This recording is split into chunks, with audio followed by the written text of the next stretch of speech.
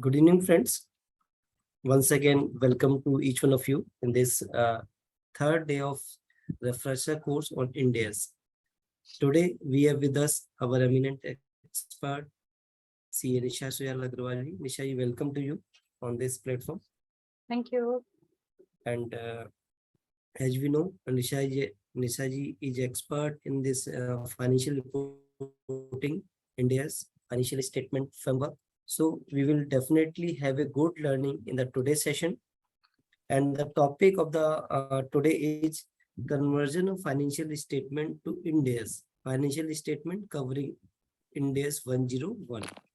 So we will learn how we can prepare the financial statement from IGAP to India's and what are the necessities and what are the implications. And we have to consider all those things. And as usual, you can ask your query by unmuting yourself.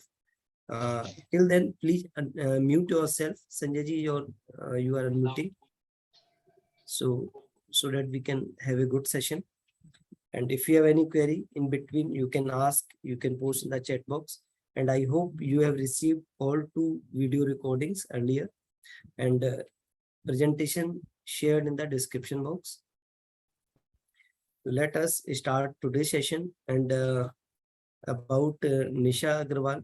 She is fellow member of the institute and having diploma in IFRS, Indias, and practicing in the field of financial reporting and having a good experience in the field of delivering the lecture on this India's financial statement, accounting standards with the various study circles, chapters, NGOs, other platforms. So we are going to start our today's session. Over to you, Nisha, for your deliberation. Thank you, Sumit ji. Thank you for saying good words about me. And good evening, everyone. I welcome you all on your day 3 of this INT-AS series. I would firstly especially like to thank Sumit ji because I have seen that he keeps on organizing various types of series on various topics covering all the verticals for practicing professionals and for the professionals in the job. So thanks a lot. I appreciate your efforts. I appreciate the efforts of Team CASA.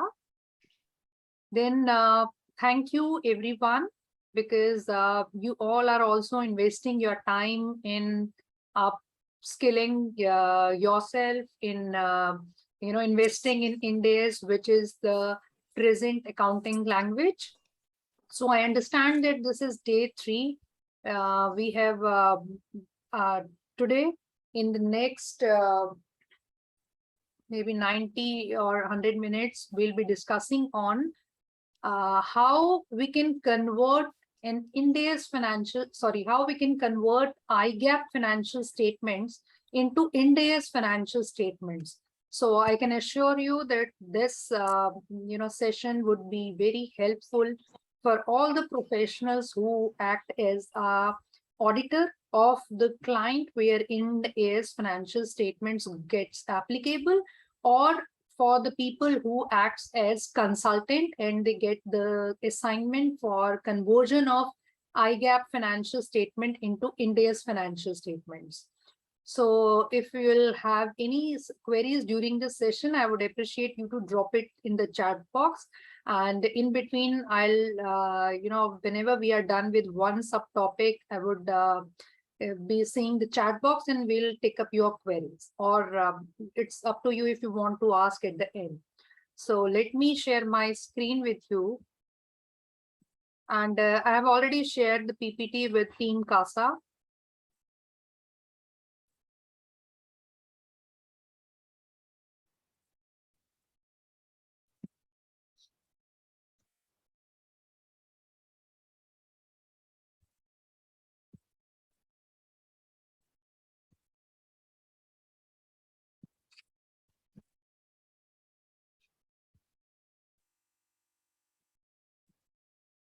Sumit, if you can confirm me that my screen is visible.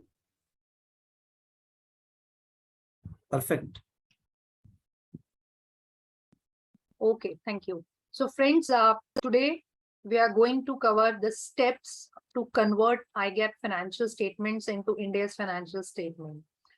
I have seen, or since I'm practicing into this area, this vertical of financial reporting or financial accounting and advisory services. So I have seen that many professionals have the knowledge of Ind AS. They know that there is an Ind AS on property, plant and equipment, on financial instruments, on inventory, cash flow. We all do have separate Ind AS, but they gets confused on how a IGAAP financial statement should be converted into Ind AS, like from where they should start, or what is the guidance for actual transition. So today we'll be discussing Ind AS 101, and I'll be trying to explain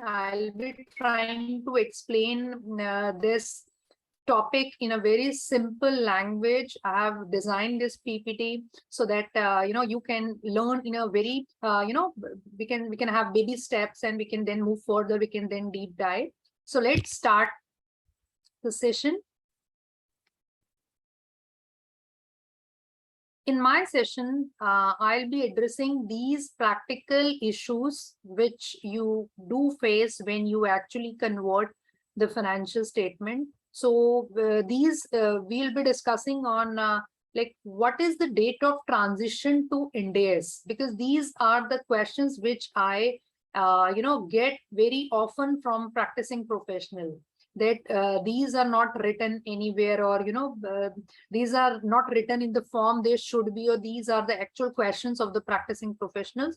So I have designed it like we'll be covering what is the date of transition to Ind AS, first Ind AS financial statements. I'll be showing some sample first Ind AS financial statements, then how gain and loss arising on conversion to Ind AS, or how adjustments, how the calculation adjustments which arise on conversion to Ind AS should be accounted for.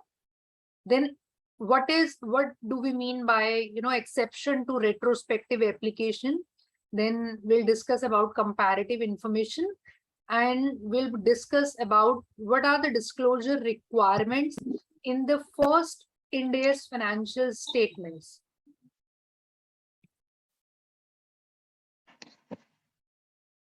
So you all must have seen in today's topic when the Ind AS series creative was shared with you by Team CASA.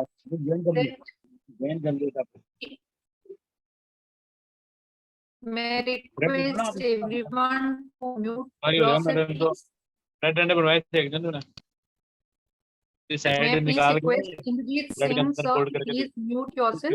If you can please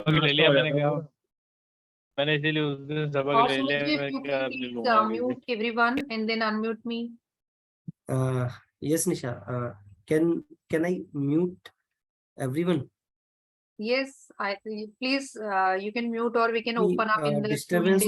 I am not allowing right now, so that it can be good session. Okay, now you can continue. Okay, friends. So when I'm saying like we do have Ind AS for every topic, like we do have Ind AS for property, plant and equipment, for inventory, for financial instruments, for investment property, right? So there is a standard for covering all the major topics. But suppose you have to, there is a client with you who is till date preparing its financial statement into IGAAP, and now the company become subsidiary of a company on which Ind AS are applicable. So your client is now required to prepare their financial statement into Ind AS.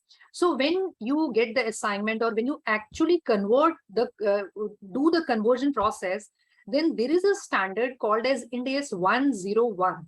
You have to refer this standard, because this standard will resolve all your questions in mind. This standard will tell you that how you should do the conversion process. So please note that this is a one-time standard. One-time standard means when you are preparing Ind AS financial statements for the very first time, means you are converging from IGAP to Ind AS, then you have to refer this standard, Ind AS 101. But once you are done with the conversion and now you are in year 2, right? Now you are in next year, then this standard is no more applicable on you. There is no use of this standard. So this standard Ind AS 101, which is based on IFRS 1, is exclusively for the first time adoption of Indian accounting standard, is exclusively for the conversion process. So you have to, apart from having the knowledge of individual standards, you have to refer this standard for the conversion process. So what this standard is all about, this standard will explain you the process, like how you should go about the conversion, what you should do step by step. Then this standard, will remove the difficulties. Okay, let me tell you that whenever we do accounting in IFRS or Ind AS, there is a by default assumption or by default thing that everything has to be done retrospectively, right? Suppose you have a client who is having fixed assets in their books from last 10 years, and now Ind AS gets applicable on that client. So if Ind AS gets applicable, then that means on PPE, on property, plant and equipment, which is the new name for fixed assets, your Ind AS 16 will be applicable, right? So Ind AS, if you will be doing calculation as per Ind AS 16, IFRS or Ind AS says that you have to do the retrospective calculation. Means you have to do all the calculation from year 1, from day 1 of fixed assets. So, when we, when India was preparing doing the conversion process of IFRS to Ind AS, we thought, or the team thought, that there would be very, so many practical challenges, that how, the companies will be calculating everything from the day 1. It would be very cumbersome exercise, or there would be many practical challenges. So considering all those challenges in mind, Ind AS 101 has added some relaxation from retrospective application. Means there are certain relaxations given where you are not supposed to calculate everything from day 1. You apply, you exercise those options.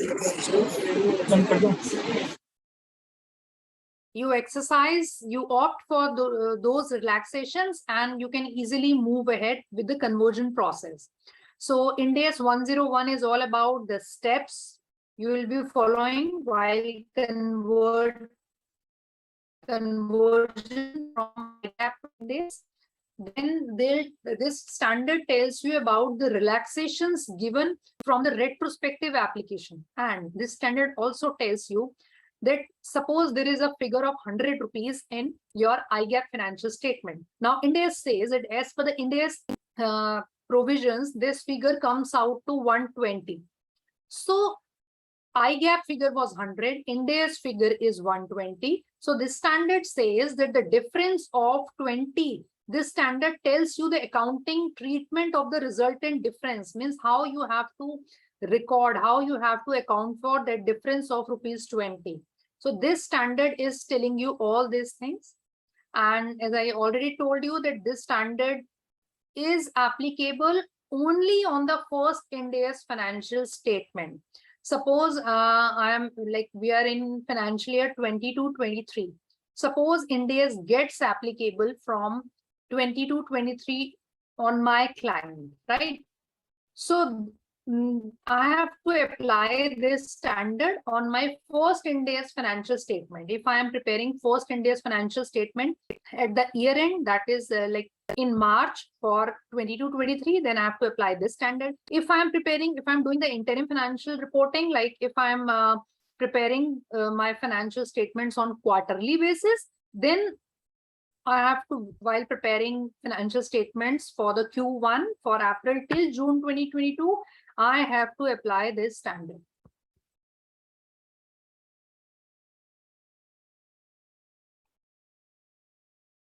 Okay. Before moving ahead, let me address one common query which I get from professionals. You know, the most common query is, Nisha, okay, let me tell you that as on today, what is the criteria for applicability of Ind AS? Like, आपको कैसे पता चलेगा कि Ind AS आपके clients पे applicable है, right? So the first point is, if the net worth of the entity is more than 250 crores, then Ind AS gets applicable. अगर आपके क्लाइंट की, आपकी कंपनी की नेटवर्थ आज की डेट में 250 करोड़ से ऊपर है, प्लीज नोट, मैं टर्नओवर नहीं कह रही, बिकॉज बहुत बार हम इसको टर्नओवर से मिक्स करते हैं, बिकॉज बहुत जगह टर्नओवर बेस्ड थ्रेशोल्ड्स होती हैं. Ind AS में we have the concept of net worth.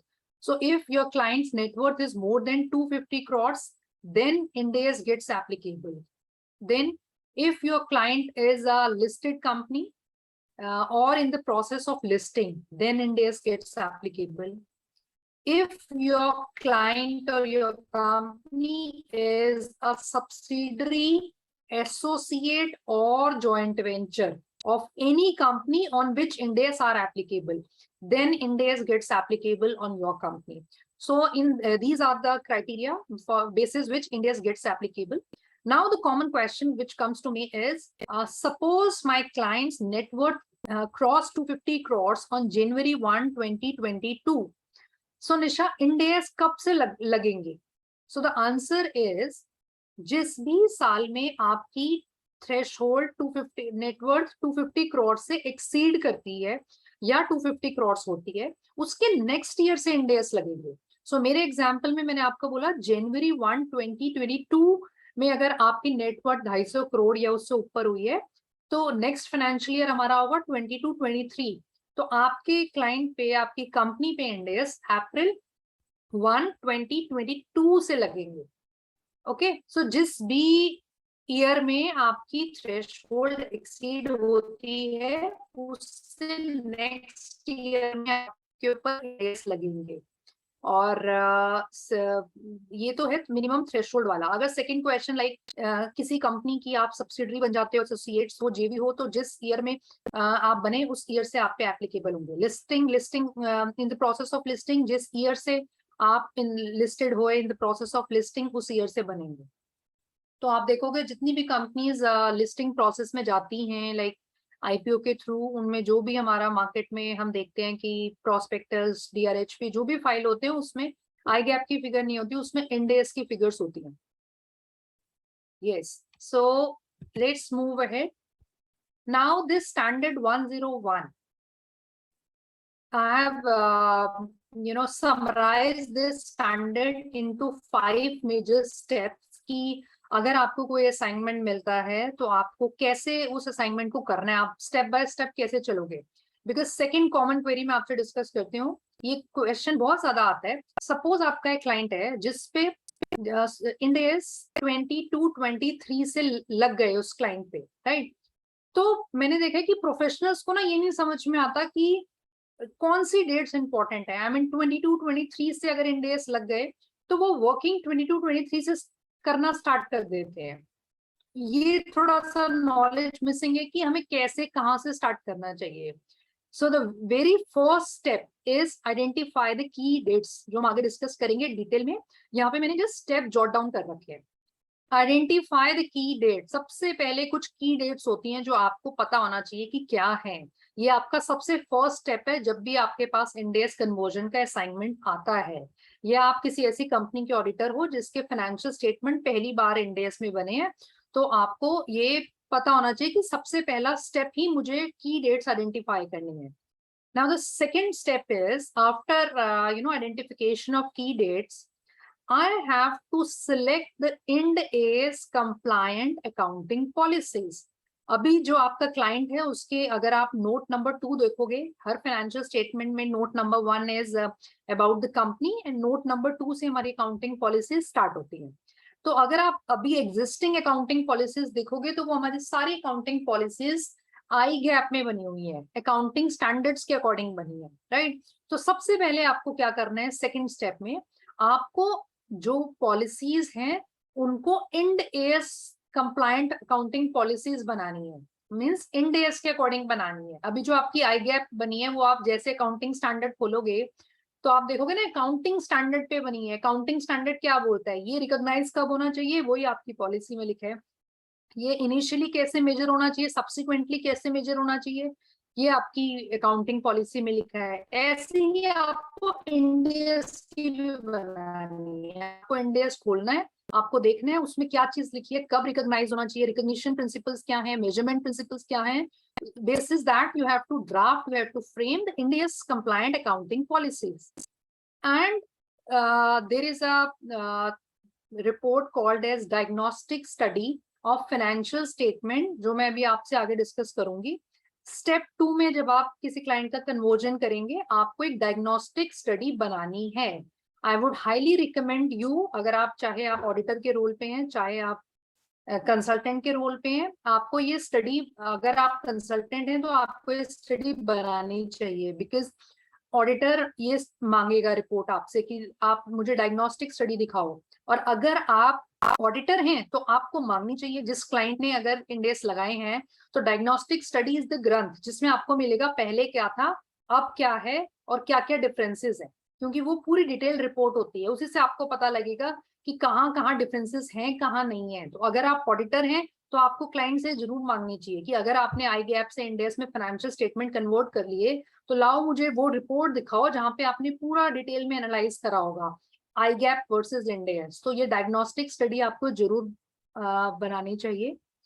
Then the third step is, देखो सेकंड स्टेप में हमने ये देख लिया कि आई गैप से इंडेस में क्या क्या चेंजेस हैं। मैंने अभी आपको कहा ना कि हम पॉलिसीज ड्राफ्ट करेंगे, हमारे पास आई गैप की पॉलिसीज हैं, हम इंडेस की पॉलिसीज बनाएंगे और फिर हम देखेंगे कि कहाँ कहाँ डिफरेंसेस हैं। फॉर एग्जाम्पल मेरी अकाउंटिंग पॉलिसी में आता है रेवेन्यू, मैं देखूंगी आई गैप क्या बोलता है रेवेन्यू के बारे में, रेवेन्यू कब रिकॉर्ड होना चाहिए, इंडेस क्या बोलता है, और क्या इन दोनों में डिफरेंसेस हैं।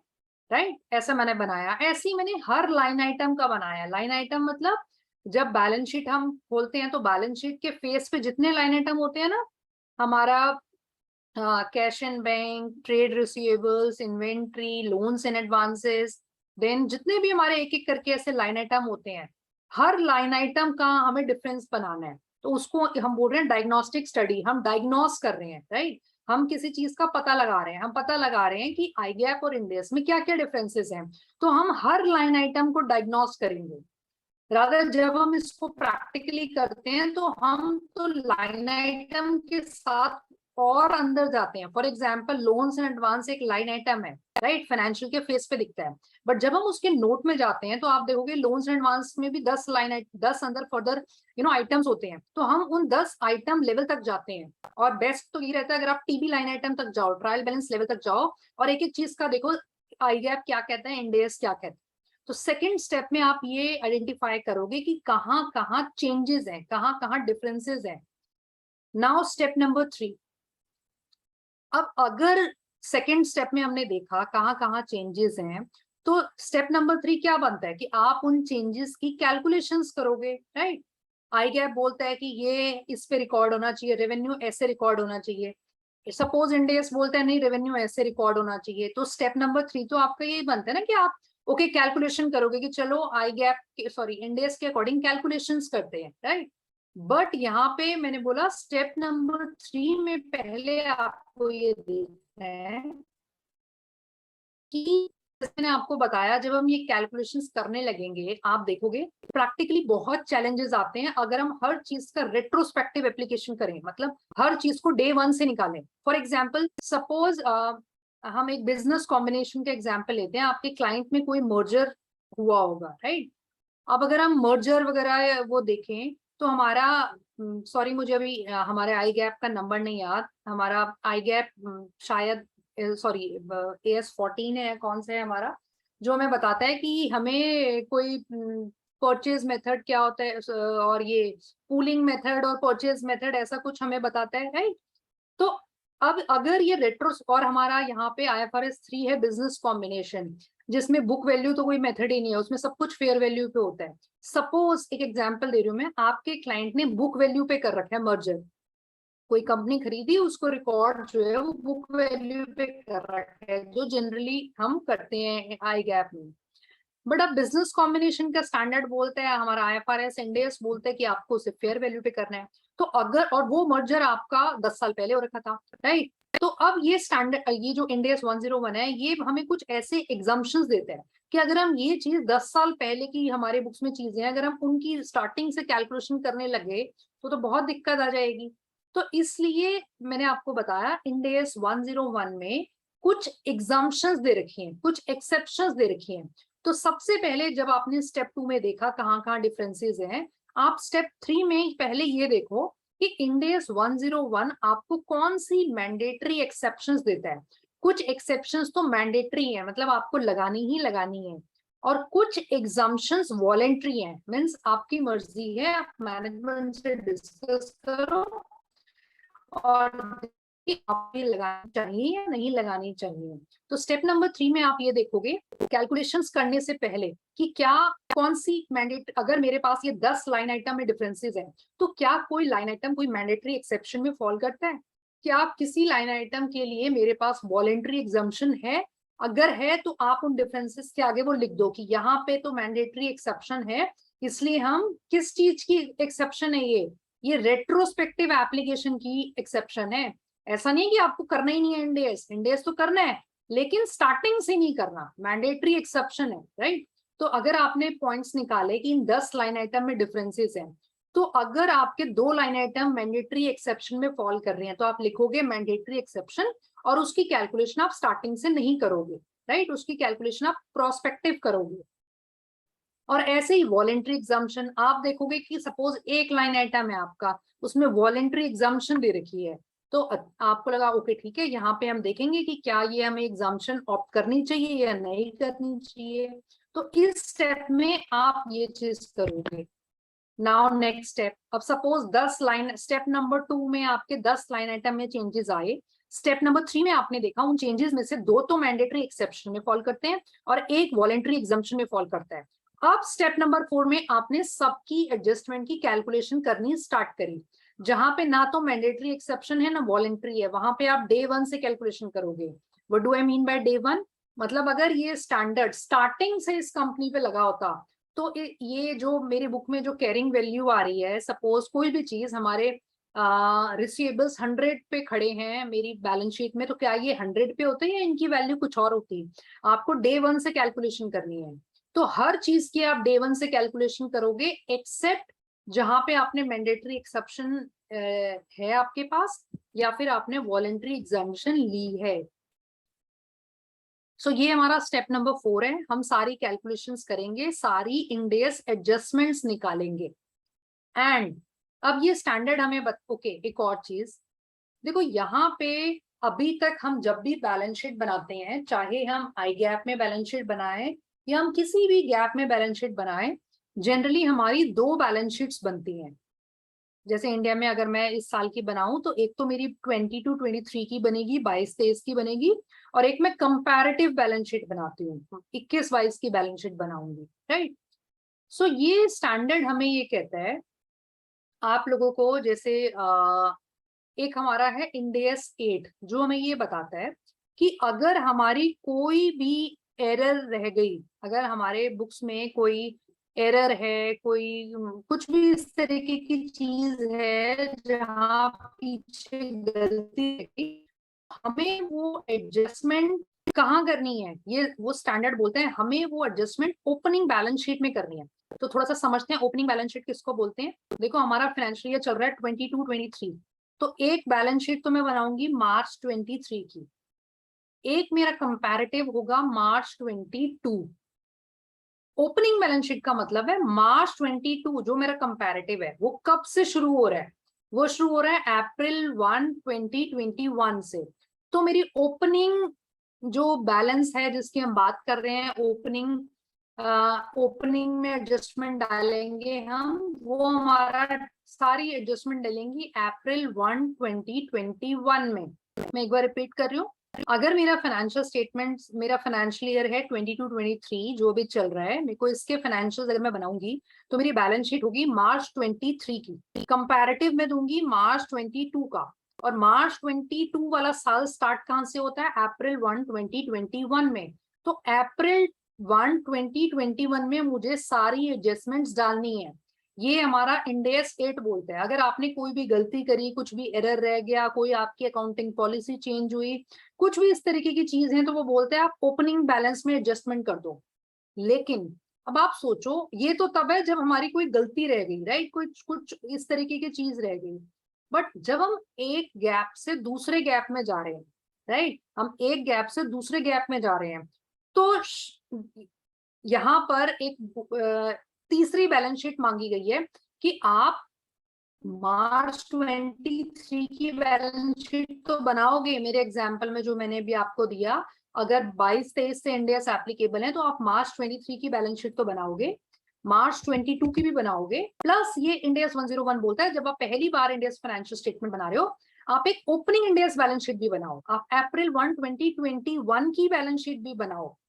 तो ये तीसरी बैलेंस शीट आपको बनानी है सिर्फ फर्स्ट ईयर में। और ये क्यों बनानी है, इसका मैं आपको रीजन दे रही हूँ, जहां तक मेरी अंडरस्टैंडिंग है इसी रीजन की वजह से ऐड करा गया होगा। कि देखो, जैसे मैंने आपको बोला, हमारे कोई प्रायर पे कुछ एरर्स वगैरह रह गई, तो हमें ओपनिंग बैलेंस में एडजस्ट करना होता है।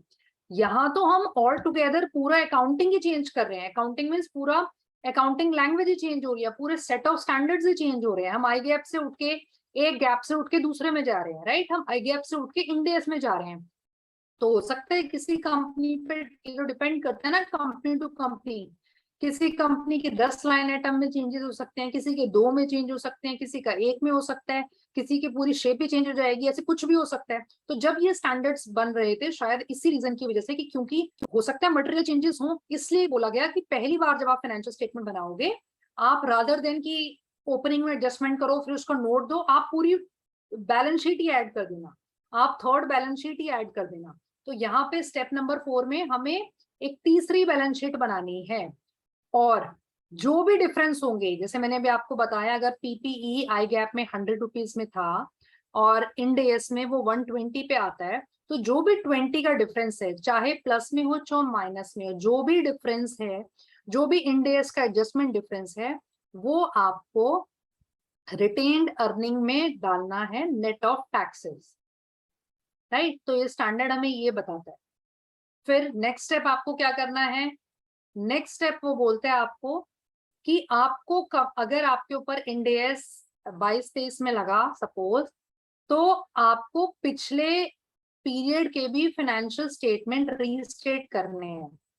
आप 22-23 में तो लगा है, 22-23 के तो बनाओगे ही आप फाइनेंशियल, आप 21-22 के फाइनेंशियल्स भी रीस्टेट करोगे, और आपको डिटेल डिस्क्लोजर्स देने हैं, जो हम आगे डिस्कस करेंगे। 101 में बहुत डिटेल डिस्क्लोजर्स हैं। आप जब पहली बार फाइनेंशियल स्टेटमेंट बना रहे हो इंड AS के, आपको वो डिस्क्लोजर्स देने हैं। अब हम ये स्टेप्स समझते हैं एक एक करके, कि हर स्टेप में क्या करना है, कैसे हमें कन्वर्जन प्रोसेस करना चाहिए। स्टेप नंबर 1, आइडेंटिफाई की डेट्स। देखो, जब कौन सी डेट्स हमें समझनी है, क्योंकि मैंने आपसे बोला ना कि हम क्या करते हैं, जब हमें असाइनमेंट मिलता है इंड AS कन्वर्जन का, तो हमें पता नहीं होता हमने शुरू कहाँ से करना है। आपने अपनी टीम को भेजा और वो टीम क्या करती है, अच्छा इस साल से इंड AS एप्लीकेबल है, वो 22-23 ईयर चल रहा है, सो वो 2022-23 की वर्किंग करना स्टार्ट कर देते हैं। तो अगर ऐसे काम करेंगे तो गड़बड़ हो जाएगा, क्योंकि आपको हो सकता है रीवर्क करना पड़े, हो सकता है जो हम बात स्टैंडर्ड हमारा कुछ और कहता हो, कैसे करना है। तो क्या डेट्स आपको पता होनी चाहिए? देखो, इंड AS में जब आप पहली बार बना रहे हो, आपको 2 डेट्स का ध्यान रखना है। आप सबसे नीचे देखो मेरी स्क्रीन में, एक होती है ट्रांजिशन डेट और एक होती है एप्लीकेबिलिटी डेट। एप्लीकेबिलिटी डेट मतलब किस दिन से आपके ऊपर इंड AS एप्लीकेबल हुए। जैसे मेरे एग्जाम्पल में मैंने आपको बताया कि 22, अगर आपकी कंपनी की नेटवर्थ जनवरी 1 2022 को 250 करोड़ हो गई थी, तो उसके नेक्स्ट फाइनेंशियल ईयर से एप्लीकेबल होंगे। तो कब फाइनेंशियल ईयर स्टार्ट हुआ? अप्रैल 1 22, तो आपके ऊपर इंड AS अप्रैल 1 22 से लग गए, तो इसको बोलते हैं एप्लीकेबिलिटी डेट। लेकिन काम आपको यहां से नहीं स्टार्ट करना, आपको काम कहां से स्टार्ट करना है? एक कॉन्सेप्ट है ट्रांजिशन डेट, मतलब किस दिन आप ट्रांजिशन करोगे। वो डेट है जो भी मैंने आपको एग्जाम्पल में समझाया था, जिस दिन की आप तीसरी बैलेंस शीट बनाओगे। अब आप ऊपर वाली लाइन देख सकते हो, 22-23 के जो फाइनेंशियल ईयर है, एक तो आप ये बनाओगे, राइट साइड से लेफ्ट में चलते हैं, ये राइट से लेफ्ट में चलेंगे, ठीक है। ये आपकी एप्लीकेबिलिटी डेट है, से आपको आपके ऊपर इंडेक्स लगे। आपके क्लाइंट ने आपको, अभी हम बैठे हैं नवंबर में, सपोज अक्टूबर में असाइनमेंट दिया कि मेरे ऊपर इंडेक्स लग गए, ठीक है, मेरे को मतलब मेरे को साल के एंड में ही बनाने होते हैं, तो अभी मेरे साल एंड होने में तो बहुत टाइम है, आप मेरे इंडेक्स के फाइनेंशियल्स बना दो। तो अभी तो ये साल खत्म ही नहीं हो, तो आप असाइनमेंट कैसे करोगे, कब करना चाहिए, कैसे स्टार्ट करना चाहिए। तो देखो, एक तो आप ये वाली बैलेंस शीट बनाओगे, financial statement for the year ending March 31, 2023, जो साल खत्म होगा इसका तो आप बनाओगे, राइट। इसमें तो इंडेक्स एप्लीकेबल है। फिर मैंने आपको बोला आपको कंपैरेटिव भी बनाने हैं, हम हमेशा बनाते हैं, राइट, पिछले साल के 21-22। अब ये वाला 21-22 साल जो आपका कंपैरेटिव है, ये शुरू कहाँ से हुआ, 21-22 कब से शुरू होता है, अप्रैल 1, 2021 से शुरू होता है। तो आपका स्टार्टिंग पॉइंट ये है, इसको हम ट्रांजिशन डेट बोलते हैं। ट्रांजिशन डेट मतलब आपका ट्रांजिशन, आपका कन्वर्जन इस दिन स्टार्ट होगा। आपको जो भी कैलकुलेशन करनी है, आपकी टीम जो भी कैलकुलेशन करेगी वो इस दिन करेगी। अगर यहाँ से करना स्टार्ट हो गए तो गड़बड़ काम हो जाएगा, क्योंकि आप यहाँ से करोगे फिर डिफरेंस उठा के रिटेन अर्निंग में डाल दोगे, वैसा नहीं करना। आपको ओपनिंग बैलेंस शीट जो आपकी ट्रांजिशन डेट है उस दिन से कैलकुलेशन स्टार्ट करनी है, उस दिन से काम करना स्टार्ट करना है। तो इस वाले एग्जाम्पल में मेरी ओपनिंग बैलेंस शीट हुई अप्रैल 1, 2021। आपको यहां से स्टार्ट करना है। सबसे पहले ये ओपनिंग बैलेंस शीट बनेगी, ठीक है, सबसे पहले ये बैलेंस शीट बनेगी। उसके बाद कंपैरेटिव वाले साल के 21-22 के पीएनएल रीस्टेट होगा, और मार्च 22 की बैलेंस शीट भी रीस्टेट होगी। उसके बाद आप करंट ईयर पे आओगे। अगर आपकी कंपनी अभी भी आई गैप में ही बुक्स मेंटेन कर रही है तो नॉर्मली वो, वैसे तो डायरेक्ट इंडेस में करना चाहिए, बट प्रैक्टिकली हर कोई ऐसे ही कर रहा है। ईयर 1 में पहले आई गैप के बनाते हैं, फिर डिफरेंसेस उनकी एंट्री डाल के वो बुक्स इंडेस की बना लेते हैं, राइट। तो डायरेक्ट यहाँ से काम नहीं स्टार्ट करना, प्लीज नोट। जब भी आप प्रैक्टिकली करोगे या एज एन ऑडिटर चेक करोगे, आपका स्टार्टिंग पॉइंट ये होना चाहिए ओपनिंग बैलेंस शीट, जिसको हम बोलते हैं ट्रांजिशन डेट। मेरा स्टैंडर्ड बोलते हैं ट्रांजिशन डेट। एप्लीकेबिलिटी डेट आपकी अप्रैल 1, 22 है, लेकिन ट्रांजिशन डेट आपकी अप्रैल 1, 21 है। So this was all about की डेट्स। ये सबसे फर्स्ट स्टेप आपको क्लियर होना चाहिए, तभी आप असाइनमेंट सही से टेकअप कर पाओगे। सो नेक्स्ट स्टेप, मैंने स्टेप 2 आपको बताया था, सिलेक्शन ऑफ अकाउंटिंग पॉलिसीज, कि अब आपको अकाउंटिंग पॉलिसी सिलेक्ट करनी है और एक डायग्नोस्टिक स्टडी बनानी है कि जिसमें डिफरेंसेस होंगे कि आई गैप क्या बोलता है, इंडेस क्या बोलता है, और वहां से आप पता लगाओगे कि कौन कौन सी लाइन आइटम्स में हमारे डिफरेंसेस हैं, कहाँ कहाँ हमें एडजस्टमेंट करनी है। नाउ अब आप ये पॉलिसीज कैसे बनाओगे, देखो सिंपल है। जनरली अगर आप किसी कंपनी की आई गैप की भी पॉलिसी बनाते हो तो हम कैसे बनाते हैं, एक तो तरीका है कि हम जैसे हम, आपने क्लाइंट के फाइनेंशियल स्टेटमेंट्स उठाए, उसमें जो जो लाइन आइटम्स है हम हर लाइन आइटम के बारे में लिखते हैं ना। जैसे हमने स्टार्ट करा, सपोज फर्स्ट हमारा आया प्रॉपर्टी प्लांट एंड इक्विपमेंट, तो आपने प्रॉपर्टी प्लांट एंड इक्विपमेंट का स्टैंडर्ड खोला, एएस क्या बोलता है, कब रिकॉग्नाइज करने चाहिए, कैसे मेजर करने चाहिए, क्या वैल्यूएशन पे होना चाहिए, राइट, वो सारी चीजें आप लिखते हो। तो एक ये प्रॉपर्टी प्लांट एंड इक्विपमेंट हो गया। फिर आपने देखा कैश एंड बैंक, क्या कैश एंड बैंक का कोई स्पेसिफिक स्टैंडर्ड है, कैश फ्लो स्टेटमेंट का है, कैश का अलग से नहीं है, बैंक बैलेंस का भी अलग से नहीं है, तो आप आगे बढ़ जाते हो, राइट। फिर आपने नेक्स्ट देखा, सपोज डेफर टैक्स एसेट है, डेफर टैक्स का है, हाँ हमारे पास इनकम टैक्स का स्टैंडर्ड है, आपने उसके बारे में लिखा। तो ऐसे हर लाइन आइटम के बारे में हमारी अकाउंटिंग पॉलिसीज में दिया होता है। तो अब आप क्या करोगे, आप जो भी आपने देखा है, आप उसका एक तरीका है, आपने इंडेस खोला और आपने देखा इंडेस में रिकॉग्निशन के बारे में क्या लिखा है, कब रिकॉग्नाइज करना है, और मेजरमेंट के बारे में क्या लिखा है, मतलब इनिशियली मेजर कैसे होगा, सब्सिक्वेंट मेजर कैसे होगा, राइट। एक तो तरीका ये है कि आप इंडेस एक एक बेयर खोलो और आप उसमें से देखो। सेकेंड वे आउट होता है, जनरली जो करते हैं, आपका जो क्लाइंट है उसी इंडस्ट्री के आप किसी लिस्टेड कंपनी के फाइनेंशियल स्टेटमेंट्स उठाओ और उससे आप पॉलिसीज लो, राइट, क्योंकि वो पॉलिसी काफी हद तक मतलब हमारी अच्छी खासी पॉलिसीज बनी होंगी, तो आपने उसमें से पॉलिसीज ली और उसको एडिटिंग कर ली अपने क्लाइंट के अकॉर्डिंग, जहां पे आपको लगा नहीं हमारे क्लाइंट में ये नहीं है, आपने उसके अकॉर्डिंग थोड़ा सा चेंज कर लिया, मतलब आपने थोड़ी सी बेंचमार्किंग कर ली, राइट, आपने किसी लिस्टेड क्लाइंट के सेम इंडस्ट्री में आपने पॉलिसी ली और उसमें एडिटिंग करना स्टार्ट कर दिया। तो इस तरीके से आप अपनी अकाउंटिंग पॉलिसीज, अपने क्लाइंट की अकाउंटिंग पॉलिसीज बनाओगे, ड्राफ्ट करोगे। और प्लीज इस चीज का ध्यान रखना, क्योंकि जब हम प्रैक्टिकली करते हैं तो ये चीज मिस आउट हो जाती है। देखो, जब भी अकाउंटिंग पॉलिसीज बनती हैं तो अकाउंटिंग पॉलिसीज हमेशा बोर्ड अप्रूव करता है। जनरली आपकी हमारी क्लाइंट्स की अकाउंटिंग पॉलिसी चेंज होती नहीं है। जब हम क्लाइंट के यहाँ जाते हैं, वो सदियों से अकाउंटिंग पॉलिसी चली आ रही है और वही अकाउंटिंग पॉलिसी चलती है, तो इसलिए हमें पता नहीं होता, ये पॉइंट स्किप हो जाता है। बट अगर आप ऑडिटर हो तो इस चीज का ध्यान रखना कि जब ये इंड एस फाइनेंशियल, जैसे आपके क्लाइंट पे अप्रैल 1, 2022 में अगर इंड एस लग गए, तो जो भी उन्होंने पॉलिसीज बनाई अप्रैल 1 से तो इंड एस लग गए ना, इसका मतलब 22-23 ईयर के बिगिनिंग में उन्होंने बोर्ड में पॉलिसीज बना के अप्रूवल होना चाहिए ऑन पेपर्स। ये बहुत इंपॉर्टेंट है।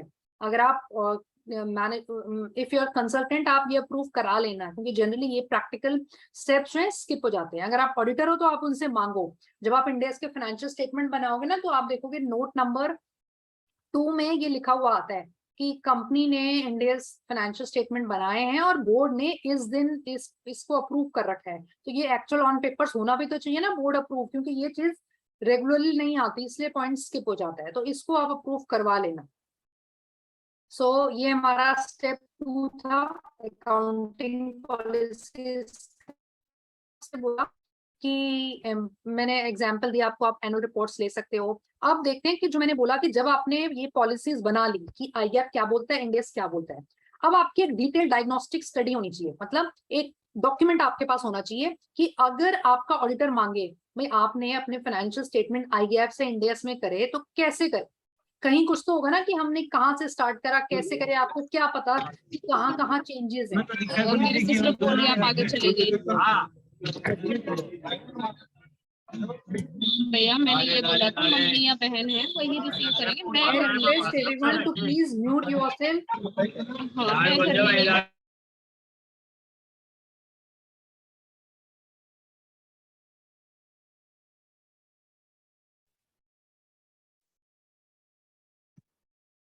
Yes.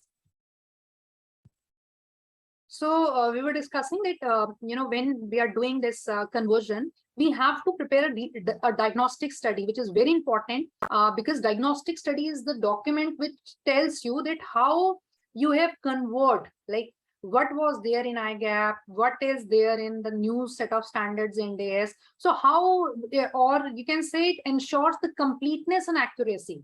जब हम ऑडिट पे जाते हैं तो आपने देखा होगा ना कि हम कुछ एजर्शंस चेक करते हैं कि क्या ये चीज एक्यूरेट है, क्या ये हम कंप्लीटनेस इंश्योर करते हैं कि क्या ये कंप्लीटली सारी लाइन आइटम्स कैप्चर कर ली, या कैसे हम इंश्योर करते हैं। तो इस डायग्नोस्टिक स्टडी से आपकी कंप्लीटनेस इंश्योर होगी। कंप्लीटनेस मतलब कि यस कोई पॉइंट स्किप नहीं हुआ। अगर क्लाइंट ने 10 डिफरेंसेस निकाले हैं तो ये डायग्नोस्टिक स्टडी से ये पता लगेगा यस इस क्लाइंट में 10 ही डिफरेंसेस हैं, कोई 11 डिफरेंस नहीं। ये बहुत इंपॉर्टेंट है बिकॉज जब भी आप पहली बार बना रहे हो तो आपसे सेम क्वेश्चन 10 बार पूछे जाएंगे। पहले मैनेजमेंट चेक करेगी, फिर इंटरनल ऑडिटर चेक करेगा, फिर एक्सटर्नल ऑडिटर चेक करेंगे, हो सकता है कोई रेगुलेटरी अथॉरिटी जो है वो चेक करे। तो आप देखोगे आपसे बहुत लेवल पे चेकिंग होगी ईयर 1 में। तो इसलिए ये डॉक्यूमेंट जो है बनाना बहुत जरूरी है। और नॉर्मली ये भी हमारे यहाँ बहुत चैलेंज आता है, लाइक हम क्लाइंट के यहाँ गए, क्लाइंट का टीम चेंज हो गई, लाइक किसी और सीए ने बनाए थे, देन सीए चेंज हो गया, आपको एक्सप्लेन करने के लिए कोई नहीं है बार बार। सपोज आपने चेकिंग करी, बाद में आपको अपने सीनियर को बताना है, या आपसे 2 साल बाद क्वेश्चन पूछा गया ये आपने कैसे करा था, आपने क्लाइंट को फोन घुमाया, क्लाइंट का बंदा तो चेंज हो गया, राइट। तो ये एक ऐसा डॉक्यूमेंट है जो आपकी हेल्प करेगा, जो सब कुछ ऑन पेपर्स होगा कि यस ये ऐसा हुआ। सो अगेन मैं बार बार बोल रही हूँ, चाहे आप किसी भी रोल पे हो, चाहे आप एज ए कंसल्टेंट हो जिसने फाइनेंशियल्स कन्वर्ट करने हैं, या आप ऑडिटर हो जिसको चेक करने हैं, ये सबके लिए पॉइंट्स हैं कि आपको ध्यान में रखने हैं। अब मैं आपको एक छोटा सा एग्जांपल दिखा देती हूँ हम ये स्टडी कैसे बनाते हैं और ये स्टडी जो है एक सैंपल स्टडी मैंने कासा टीम के साथ शेयर करी है, वो आपको पीपीटी के साथ शेयर कर देंगे।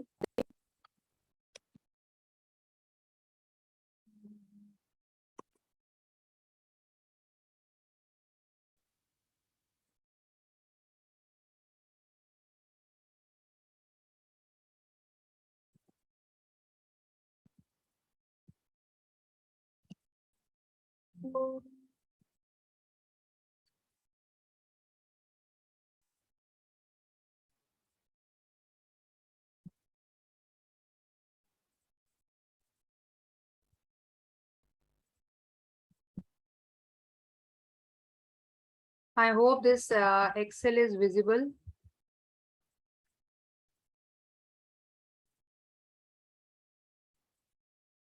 देखो, जिस डायग्नोस्टिक स्टडी की मैं बात कर रही हूँ, ये जस्ट एक स्मॉल एग्जांपल है जो हमने अपने क्लाइंट्स पे करा था, तो मैंने थोड़ा सा यहाँ पे शेयर कर रही हूँ, आप किस तरीके से बना सकते हो। बट ये मैंने 2018 में करा था, तो उसके बाद जो भी चेंजेस होंगे उसका इफेक्ट इसमें नहीं ले रखा, राइट। तो आप अपने क्लाइंट पे ऐसे कॉपी पेस्ट मत कर देना कि निशा नाम की एक वो थी स्पीकर, उसने ये दिया तो ये तो सही होगा, इसको हम कर देते हैं। इसमें 2018 तक का ही कर रखा है, तो आपको आगे अपने आप चीजें एक्सरसाइज करनी पड़ेगी। प्लस हर क्लाइंट पे आइटम्स वेरी करते हैं, राइट। मेरे क्लाइंट पे हो सकता है 5 डिफरेंसेस हो, आपके क्लाइंट के लाइन आइटम डिफरेंट हो, तो आपको ये शीट शेयर करने का आइडिया जस्ट ये कि आपको दिखाना कि किस तरीके से आपको बनाना चाहिए। देखो, ये आपकी क्लाइंट की बैलेंस शीट है, राइट। ये बैलेंस शीट जो है, ये आपको दिख रहा है, ये बैलेंस शीट का फॉर्मेट जो है ये आई गैप के अकॉर्डिंग है। हमारे आई गैप में हम इसी तरीके से बनाते हैं ना, ये करंट नॉन करंट इस तरीके से दिखाते हैं, current liabilities non current liabilities. अच्छा, एक और चीज बता देती हूँ, कभी भी आपके सामने कोई बैलेंस शीट आए और आपको ये देखना हो जस्ट बैलेंस शीट के फेस से कि ये आई गैप की बैलेंस शीट है या फिर इंड AS की बैलेंस शीट है, तो एक छोटा सा है, बस जब भी आप इंड AS की बैलेंस शीट देखोगे ना, उसके फेस पे आपको financial liabilities non financial liabilities दिखेगा और नीचे financial assets non financial assets दिखेगा। तो इसका मतलब जहाँ पे ये टर्म है वहाँ पे वो इंड AS की बैलेंस शीट है। प्लस एक और चीज, जब हम इंड AS की बैलेंस शीट बनाते हैं तो आप देखोगे हमारी इंड AS की बैलेंस शीट जो है वो एसेट से स्टार्ट होती है। हमारी ये आई गैप की बैलेंस शीट में आप ऊपर ये देख रहे हो ना, जनरली कैपिटल आ रहा है, फिर रिजर्व एंड सरप्लस आ रहा है, फिर नॉन करेंट लायबिलिटीज आ रही है, फिर करेंट लायबिलिटीज आ रही है। इंड AS की बैलेंस शीट टोटली ऑपोजिट दिखेगी आपको, अभी हम डिस्कस करेंगे आगे। वहां पे पहले एसेट्स होती हैं, और एसेट्स में भी ये जो एसेट्स है हमारी, जो सबसे लिक्विड एसेट है वो सबसे पहले होती है, जैसे हमारी कैश और बैंक होगा, और ऐसे ऐसे करके बिल्कुल ऑपोजिट बैलेंस शीट बनेगी। तो मेन जो डिफरेंस है आप ये देख सकते हो क्विकली, क्या हमारे फाइनेंशियल स्टेटमेंट के फेस पे, बैलेंस शीट के फेस पे फाइनेंशियल एसेट्स और नॉन फाइनेंशियल एसेट्स से कैटेगराइजेशन है, अगर है तो वो इंड AS की बैलेंस शीट है। तो अब आपको डायग्नोस्टिक स्टडी कैसे बनानी है, ये हमारी एक आई गैप की क्लाइंट के फाइनेंशियल स्टेटमेंट्स हैं।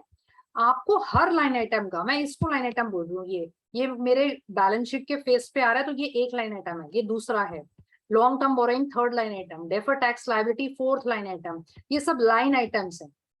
और ऐसे ही P&L के भी लाइन आइटम्स होते हैं। तो हमें क्या करना है, एक एक लाइन आइटम का, जैसे शेयर कैपिटल, एक एक लाइन आइटम का डिटेल में बनाना है। देखो, हर एक लाइन आइटम में मैंने देखा, हर लाइन आइटम के नोट लेवल तक जाना है। आप देखोगे ये पीछे जो जब मैं अंदर गई तो यहाँ पे नोट पे जैसे दिखा रखा होता है, मैंने वो ले रखा है, राइट।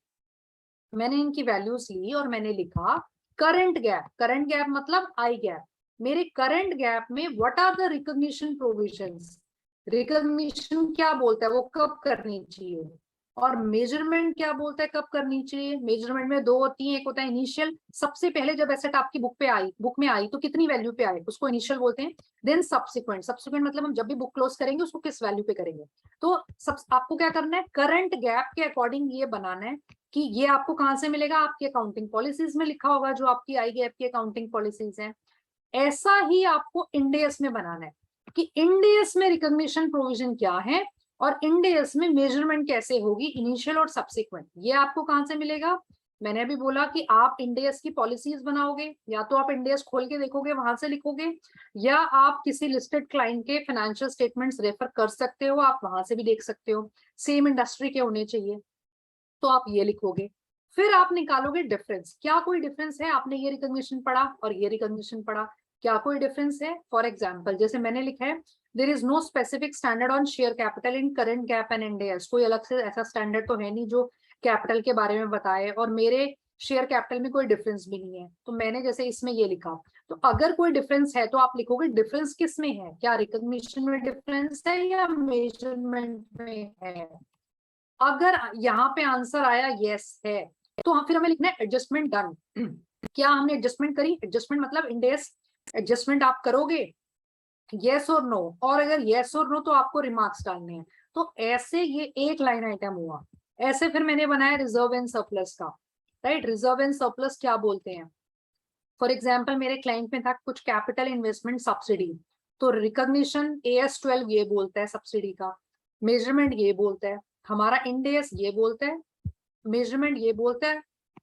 अब देखो मैंने ये लिखा था रिकॉग्निशन में तो कोई डिफरेंस नहीं है, लेकिन मेजरमेंट में डिफरेंस है। Ind AS require the recognition grant to be taken to P&L over the period. मेरे यहाँ पे डिफरेंस आए, तो नेक्स्ट क्वेश्चन ये बनता है अगर यहाँ पे कुछ डिफरेंस लिखे हुए हैं, नेक्स्ट स्टेप बनता है एडजस्टमेंट डन। क्या आपने एडजस्टमेंट करी? तो आंसर तो वैसे यस होना चाहिए, यस एडजस्टमेंट करी, बट हमने नो करा। क्यों? क्योंकि हमारा कुछ रीजन रहा होगा, हमने कुछ लिखा है will be continue to be shown as capital reserve and not taking it to transition date earning. कुछ हमने कॉल ली होगी, मैंने यहाँ पे रिमार्क्स लिख रखे हैं कि मैनेजमेंट ने बताया कोई पेंडिंग कंडीशन नहीं है इस ग्रांट से रिलेटेड, सो इसलिए हम ये कॉल ले रहे हैं कि हम इसको ऐसे करेंगे। तो कहने का मतलब है आपको ना एक डिटेल डॉक्यूमेंट बनाना है जो एक प्रूफ हो कि एक मतलब प्रॉपर वैलिड तरीका हो कि यस मेरा आई गैप ये बोलते हैं, इंड AS ये बोलते हैं, डिफरेंस है या नहीं है तो क्या मैंने एडजस्टमेंट करी, और करी तो वेल एंड गुड, कुछ रिमार्क्स ऐड करने हैं तो कर दो, नहीं करी। या कई बार आप देखोगे आपको ना कुछ चॉइसेस दी जाएंगी, ये 3 ऑप्शन है, इसमें से किसी में भी कर सकते हो। तो जब आप एडजस्टमेंट निकालोगे तो आप लिखोगे ना मैंने रिमार्क्स में कि मैनेजमेंट ने कौन सा ऑप्शन लिया, तो वो चीज आप यहाँ नोट डाउन करोगे कि आपने ऑप्शन 1 ही क्यों लिया, 2 3 पे क्यों नहीं गए। तो इस तरीके का आपको डिटेल्ड वो बनाना है डॉक्यूमेंट, इसको हम बोलते हैं डायग्नोस्टिक स्टडी। ताकि कोई भी आपसे क्वेश्चन पूछे, ऑडिटर पूछे, मैनेजमेंट पूछे, कोई भी स्टेक होल्डर्स पूछे, आपके पास एक डॉक्यूमेंट रेडी होना चाहिए जो सारी चीजें आप इसमें नोट डाउन कर लोगे। सिमिलरली आप देखोगे हर लाइन आइटम के लिए मैंने बना रखा है। मेरा नेक्स्ट लाइन आइटम था टर्म बोरोइंग, इसमें सिक्योर्ड टर्म लोन थे, ये बैंक से और अदर फाइनेंशियल इंस्टीट्यूशन से। तो देखो यहाँ पे यस नो में देखो एक मिनट, यस डिफरेंसेस हैं, देखो मेरे डिफरेंसेस आए। रिकॉग्निशन में बोलते हैं रिकॉग्निशन तब करनी है जब entity party to the contract बन गई। यहाँ पर भी चेंज है, यहाँ पर भी चेंज है। अब क्या मैंने एडजस्टमेंट करी? माय आंसर इज यस, मैंने एडजस्टमेंट करी, और करके मैंने कुछ रिमार्क्स डाल दिए। देखो अभी हम स्टेप नंबर 2 पे हैं। स्टेप नंबर 2 में मैंने आपको बताया था आप पॉलिसीज बनाओगे और डायग्नोस करोगे कि क्या डिफरेंसेस हैं या नहीं, ओनली येस और नो। अभी हमने एडजस्टमेंट्स नहीं करी, एडजस्टमेंट्स हम स्टेप नंबर 3 में करेंगे। अभी तो हम आइडेंटिफाई कर रहे हैं कि कहाँ कहाँ कैलकुलेशन करनी है। तो यहाँ पे हमने आइडेंटिफिकेशन करा, यहाँ पे मेरे क्लाइंट पे येस निकला, येस हमें चेंजेस करने हैं। तो एट द एंड हम एक पेपर बना लेंगे जिसमें सारे येस आ जाएंगे। इस लाइन आइटम में चेंज है, येस नो ऐसे पता लग जाएगा। टोटल 20 लाइन आइटम्स में से 5 में चेंज है। मेरे इस ये डेफर टैक्स इसमें तो चेंज आएगा ही, अगर आपके यहाँ इंडिया एडजस्टमेंट्स हैं तो डेफर टैक्स में भी चेंज आएगा। तो यस यहाँ पे चेंज है। नोट नंबर 6 में मेरा कोई चेंज नहीं आया, और मैंने एक्सप्लेनेशन के लिए कुछ रिमार्क्स डाल दिए कि मुझे ध्यान रहे कि क्यों चेंज नहीं था। देखो यहाँ पे रिकॉग्निशन में कोई चेंज नहीं था, लेकिन इन दोनों में देखो मैंने कुछ लिखा हुआ है, इसका मतलब इन दोनों में डिफरेंस थे। तो डिफरेंस थे फिर भी मैंने क्यों नहीं करा, तो मैंने यहाँ पे रीजन लिख रखा है क्यों नहीं करा उसका। ऐसे ही नोट नंबर 7 हर चीज में आप देखो वारंटी में डिफरेंस है, यहाँ पे भी है यहाँ पे भी है, तो एडजस्टमेंट करा, यस करा वो चीज। तो ऐसे आपको डिटेल डॉक्यूमेंट बनाना है। ये बैलेंस शीट का है, एंड में P&L का भी होगा, आपको पूरा बनाना है। ये P&L का भी है, P&L का शायद मैंने कुछ उसमें बना रखा है, ब्रॉड लेवल पे बना रखा है, बट ये मेरा असाइनमेंट नंबर 1 था। तो नॉर्मली असाइनमेंट 1 पे हम एक अलग लेवल पे काम करते हैं, और जैसे जैसे हम असाइनमेंट 2 3 एंड ऑन करते हैं हमारा वर्किंग्स काफी इंप्रूव होती हैं और अच्छे तरीके से करते हैं। तो ये मेरा लेवल 1 का मैं आपसे शेयर कर रही हूँ। तो ऐसे ही आप देखोगे हर लाइन आइटम का रेवेन्यू का बनाया मैंने, अदर इनकम का बनाया है, नीचे हर लाइन आइटम का आप ये डिफरेंस बनाओगे। तो ये था डायग्नोस्टिक स्टडी, ये मैंने शेयर कर रखी है, आप सुमित जी से ले सकते हैं। Now let's come back to the PowerPoint. So we are done till step number 2. Any question so far? let me okay, there is a question, ma'am. Suppose A and B create a joint venture. A preparing this financial as per Ind AS. Acha, joint venture C, A preparing their financial statement as per Ind AS. So C also required to prepare Ind AS. Yes, देखो मैंने आपको बताया ना कि अगर जो company ए है, अगर ए कंपनी पे Ind AS लगते हैं, अगर आपकी ए या बी इस कंपनी पे Ind AS लगते हैं, तो वो आपसे जब वो अपने कंसोलिडेटेड फाइनेंशियल स्टेटमेंट बनाएगा तो वो आपसे मांगेगा, क्योंकि आप उसका जेबीओ, जब हम कंसोलिडेटेड फाइनेंशियल स्टेटमेंट्स बनाते हैं तो हमें अपने सब्सिडरी, एसोसिएट्स, जेवी सबके रिजल्ट्स अपने में दिखाने होते हैं, कंसोलिडेट करने होते हैं, तो वो आपसे मांगेगा, तो आप पे भी एप्लीकेबल हो जाते हैं।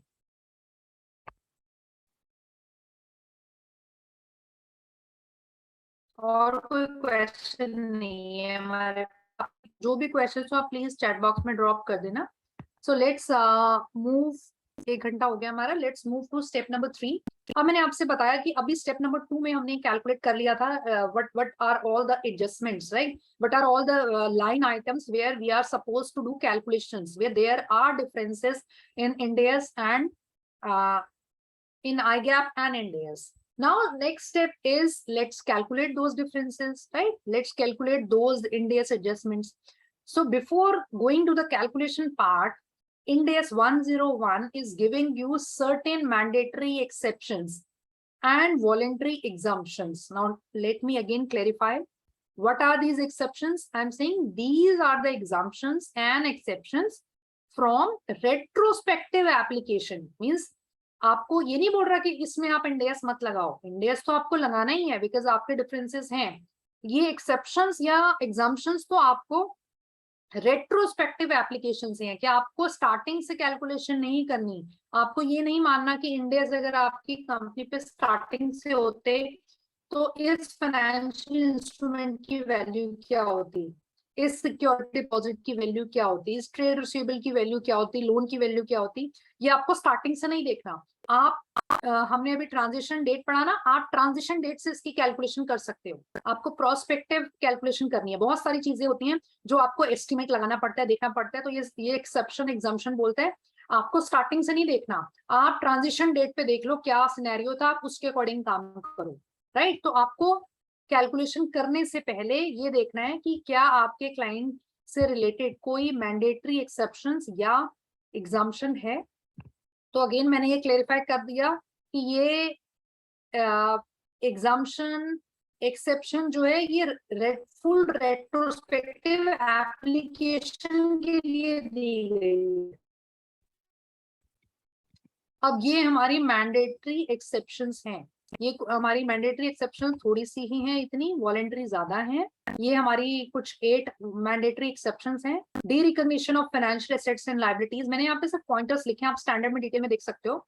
Hedge accounting, non controlling interest, embedded derivatives, loans, estimates, impairment of financial assets, इन कुछ केसेस में आपको मैंडेटरी एक्सेप्शंस दे रखी हैं कि अगर इस तरीके की कोई चीजें हैं तो आप स्टार्टिंग से रेट्रोस्पेक्टिव एप्लीकेशन मत करो, आप जिस दिन से ट्रांजिशन कर रहे हो उस दिन से आप कर सकते हो। आपको कुछ एग्जाम्पशंस दे रखी हैं और ये मैंडेटरी हैं, मतलब ये आपको लगानी ही लगानी है।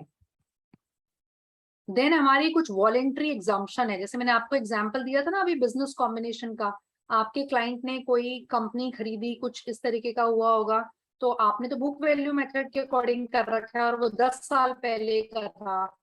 तो अब ये देखो ये हमारा 101 स्टैंडर्ड जो है ये आपको एक वॉलेंट्री एग्जाम्पशन दे रहा है, आप ये वॉलेंट्री एग्जाम्पशन ऑप्ट कर लो। मतलब अगर ट्रांजिशन डेट से पहले के कोई बिजनेस कॉम्बिनेशन हुए हैं तो हम उनको नहीं छेड़ेंगे, हम उसकी कुछ चेंजेस नहीं करेंगे काउंटिंग। हाँ, ट्रांजिशन डेट पे या उसके बाद जो भी हुए हैं उसका आपको करना पड़ेगा, तो ये आपके पास एक एग्जाम्पशन है। अगर आप इस एग्जाम्पशन को लेना चाहो तो ले लो, मतलब आप पुराने ट्रांजिशन डेट से पहले के कोई भी बिजनेस कॉम्बिनेशन की अकाउंटिंग दोबारा Ind AS के अकॉर्डिंग नहीं करोगे।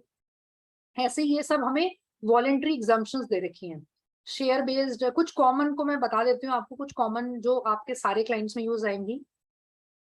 इंश्योरेंस कॉन्ट्रैक्ट, एक ये deemed cost of PPE, intangible assets and investment property, ये तो मोस्टली हर क्लाइंट पे आएगा। देखो यहाँ पर क्या है property plant and equipment, intangible standards assets या इन्वेस्टमेंट प्रॉपर्टी, जब हम इनको पढ़ेंगे तो हम देखेंगे ये स्टैंडर्ड बोलता है कि या तो आप, वैसे तो अगर आप इसको रेट्रोस्पेक्टिवली लगाओ तो आपको पीपीई, इन्वेस्टमेंट प्रॉपर्टी या इंटेंजिबल एसेट्स, राइट, आपको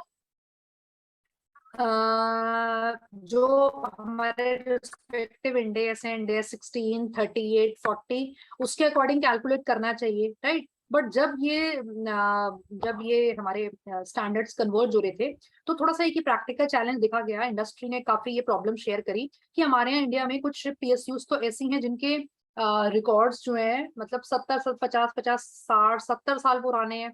तो हो सकता है उनके पास हर फिक्स एसेट्स के रिकॉर्ड ना हो, तो अगर रिकॉर्ड ही नहीं है तो वो डे वन से कैलकुलेशन कैसे करेंगी नए स्टैंडर्ड के अकॉर्डिंग, राइट। तो कुछ इस तरीके के प्रैक्टिकल चैलेंजेस देखे गए।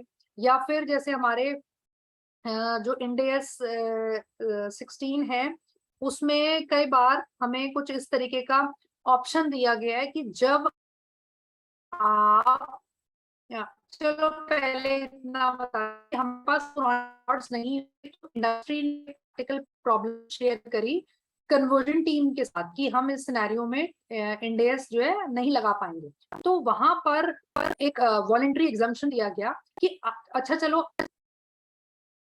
मेरा इंटरनेट कनेक्शन थोड़ा सा अनस्टेबल दिखा रहा है इसलिए मैं थोड़ा सा पॉज लिया मैंने। यस, तो हमारा स्टैंडर्ड हमें ये देता है कि आप एक काम करो, आप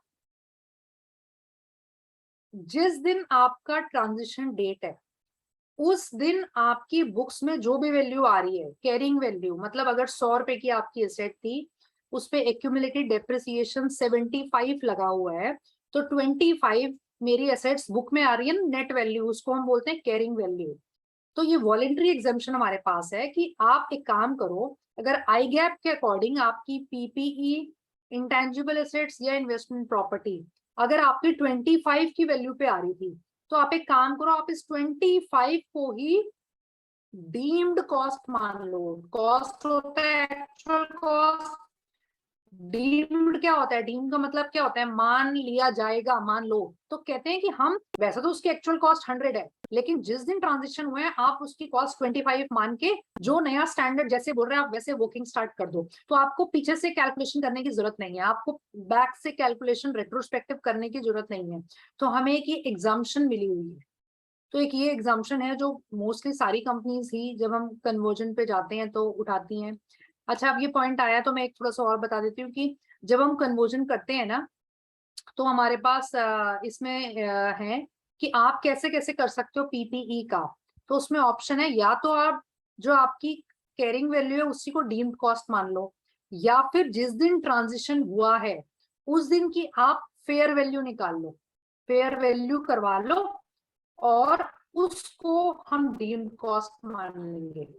तो ये हमारे पास मतलब ये हमारे इस तरीके का मेथड है। और बहुत सारी कंपनी ने जब कन्वर्जन करा तो ये जो फेयर वैल्यू वाला ऑप्शन है बता रही हूँ, ये कुछ कुछ कंपनीज ने ऑप्ट करा, जैसे लैंड वगैरह होता है ना उसमें ऑप्ट करा कि जहां पर क्या होता है कि लैंड दिखाई तो 1 करोड़ की है बुक्स में लेकिन अगर हम आज की डेट में देखें तो 50 करोड़ उसकी वैल्यू है। तो उसके सारे प्रोज एंड कॉन्स देखते हुए कुछ कंपनी ने कॉल ली कि हम ट्रांजिशन डेट पे, जब हमारे पास आपको ने वन टाइम ऑप्शन दिया है, मैं ये नहीं बोल रही हमेशा फेयर वैल्यू पे करना है, सिर्फ ट्रांजिशन डेट में आपके पास एक वन टाइम ऑप्शन है कि आप या तो फेयर वैल्यू पे कर लो ट्रांजिशन डेट का, या फिर जो उसकी कैरिंग वैल्यू है उसी को डीम्ड कॉस्ट मान लो। तो कुछ कंपनीज ने फेयर वैल्यू पे भी गई हैं, जिसमें मैक्सिमम केसेस में फेयर वैल्यू लैंड की ही करवाई है।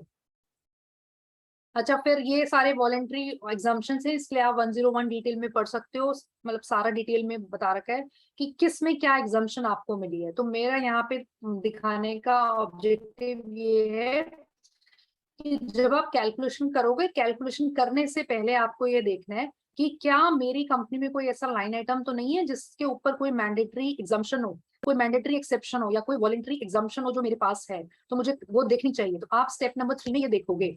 फिर स्टेप नंबर 4 पे अब हम एक्चुअली इन डेज की एडजस्टमेंट्स कैलकुलेट करना स्टार्ट करेंगे, राइट। एक्चुअल कैलकुलेशन स्टार्ट करेंगे जिसमें एक तो हम कैलकुलेशन करेंगे प्लस मैंने आपको बताया कि कैलकुलेशन कब से करनी है, आपको 22-23 से नहीं करनी, आपको ओपनिंग बैलेंस शीट की सबसे पहले करनी है।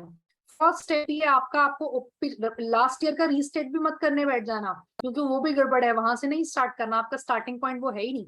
आपका starting point opening Indians balance sheet है, जो हमारे एग्जाम्पल में थी अप्रैल 1, 2021। या आप किसी भी लिस्टेड कंपनी के जिस भी कंपनी में फेज 1 मतलब सबसे पहली बार इंडेस लगे, उसके फाइनेंशियल स्टेटमेंट्स अगर देखोगे तो मार्केट में मार्च 1, 2017 की जो बैलेंस शीट है वो सबसे पहली इंडेस की बैलेंस शीट थी। किसी भी बड़ी बड़ी लिस्टेड कंपनीज के आप फाइनेंशियल स्टेटमेंट्स उठा के देख लो, तो आपको एनुअल रिपोर्ट 2017 जो है ना, वो इंडेस की फाइनेंशियल स्टेटमेंट्स मिलेंगे।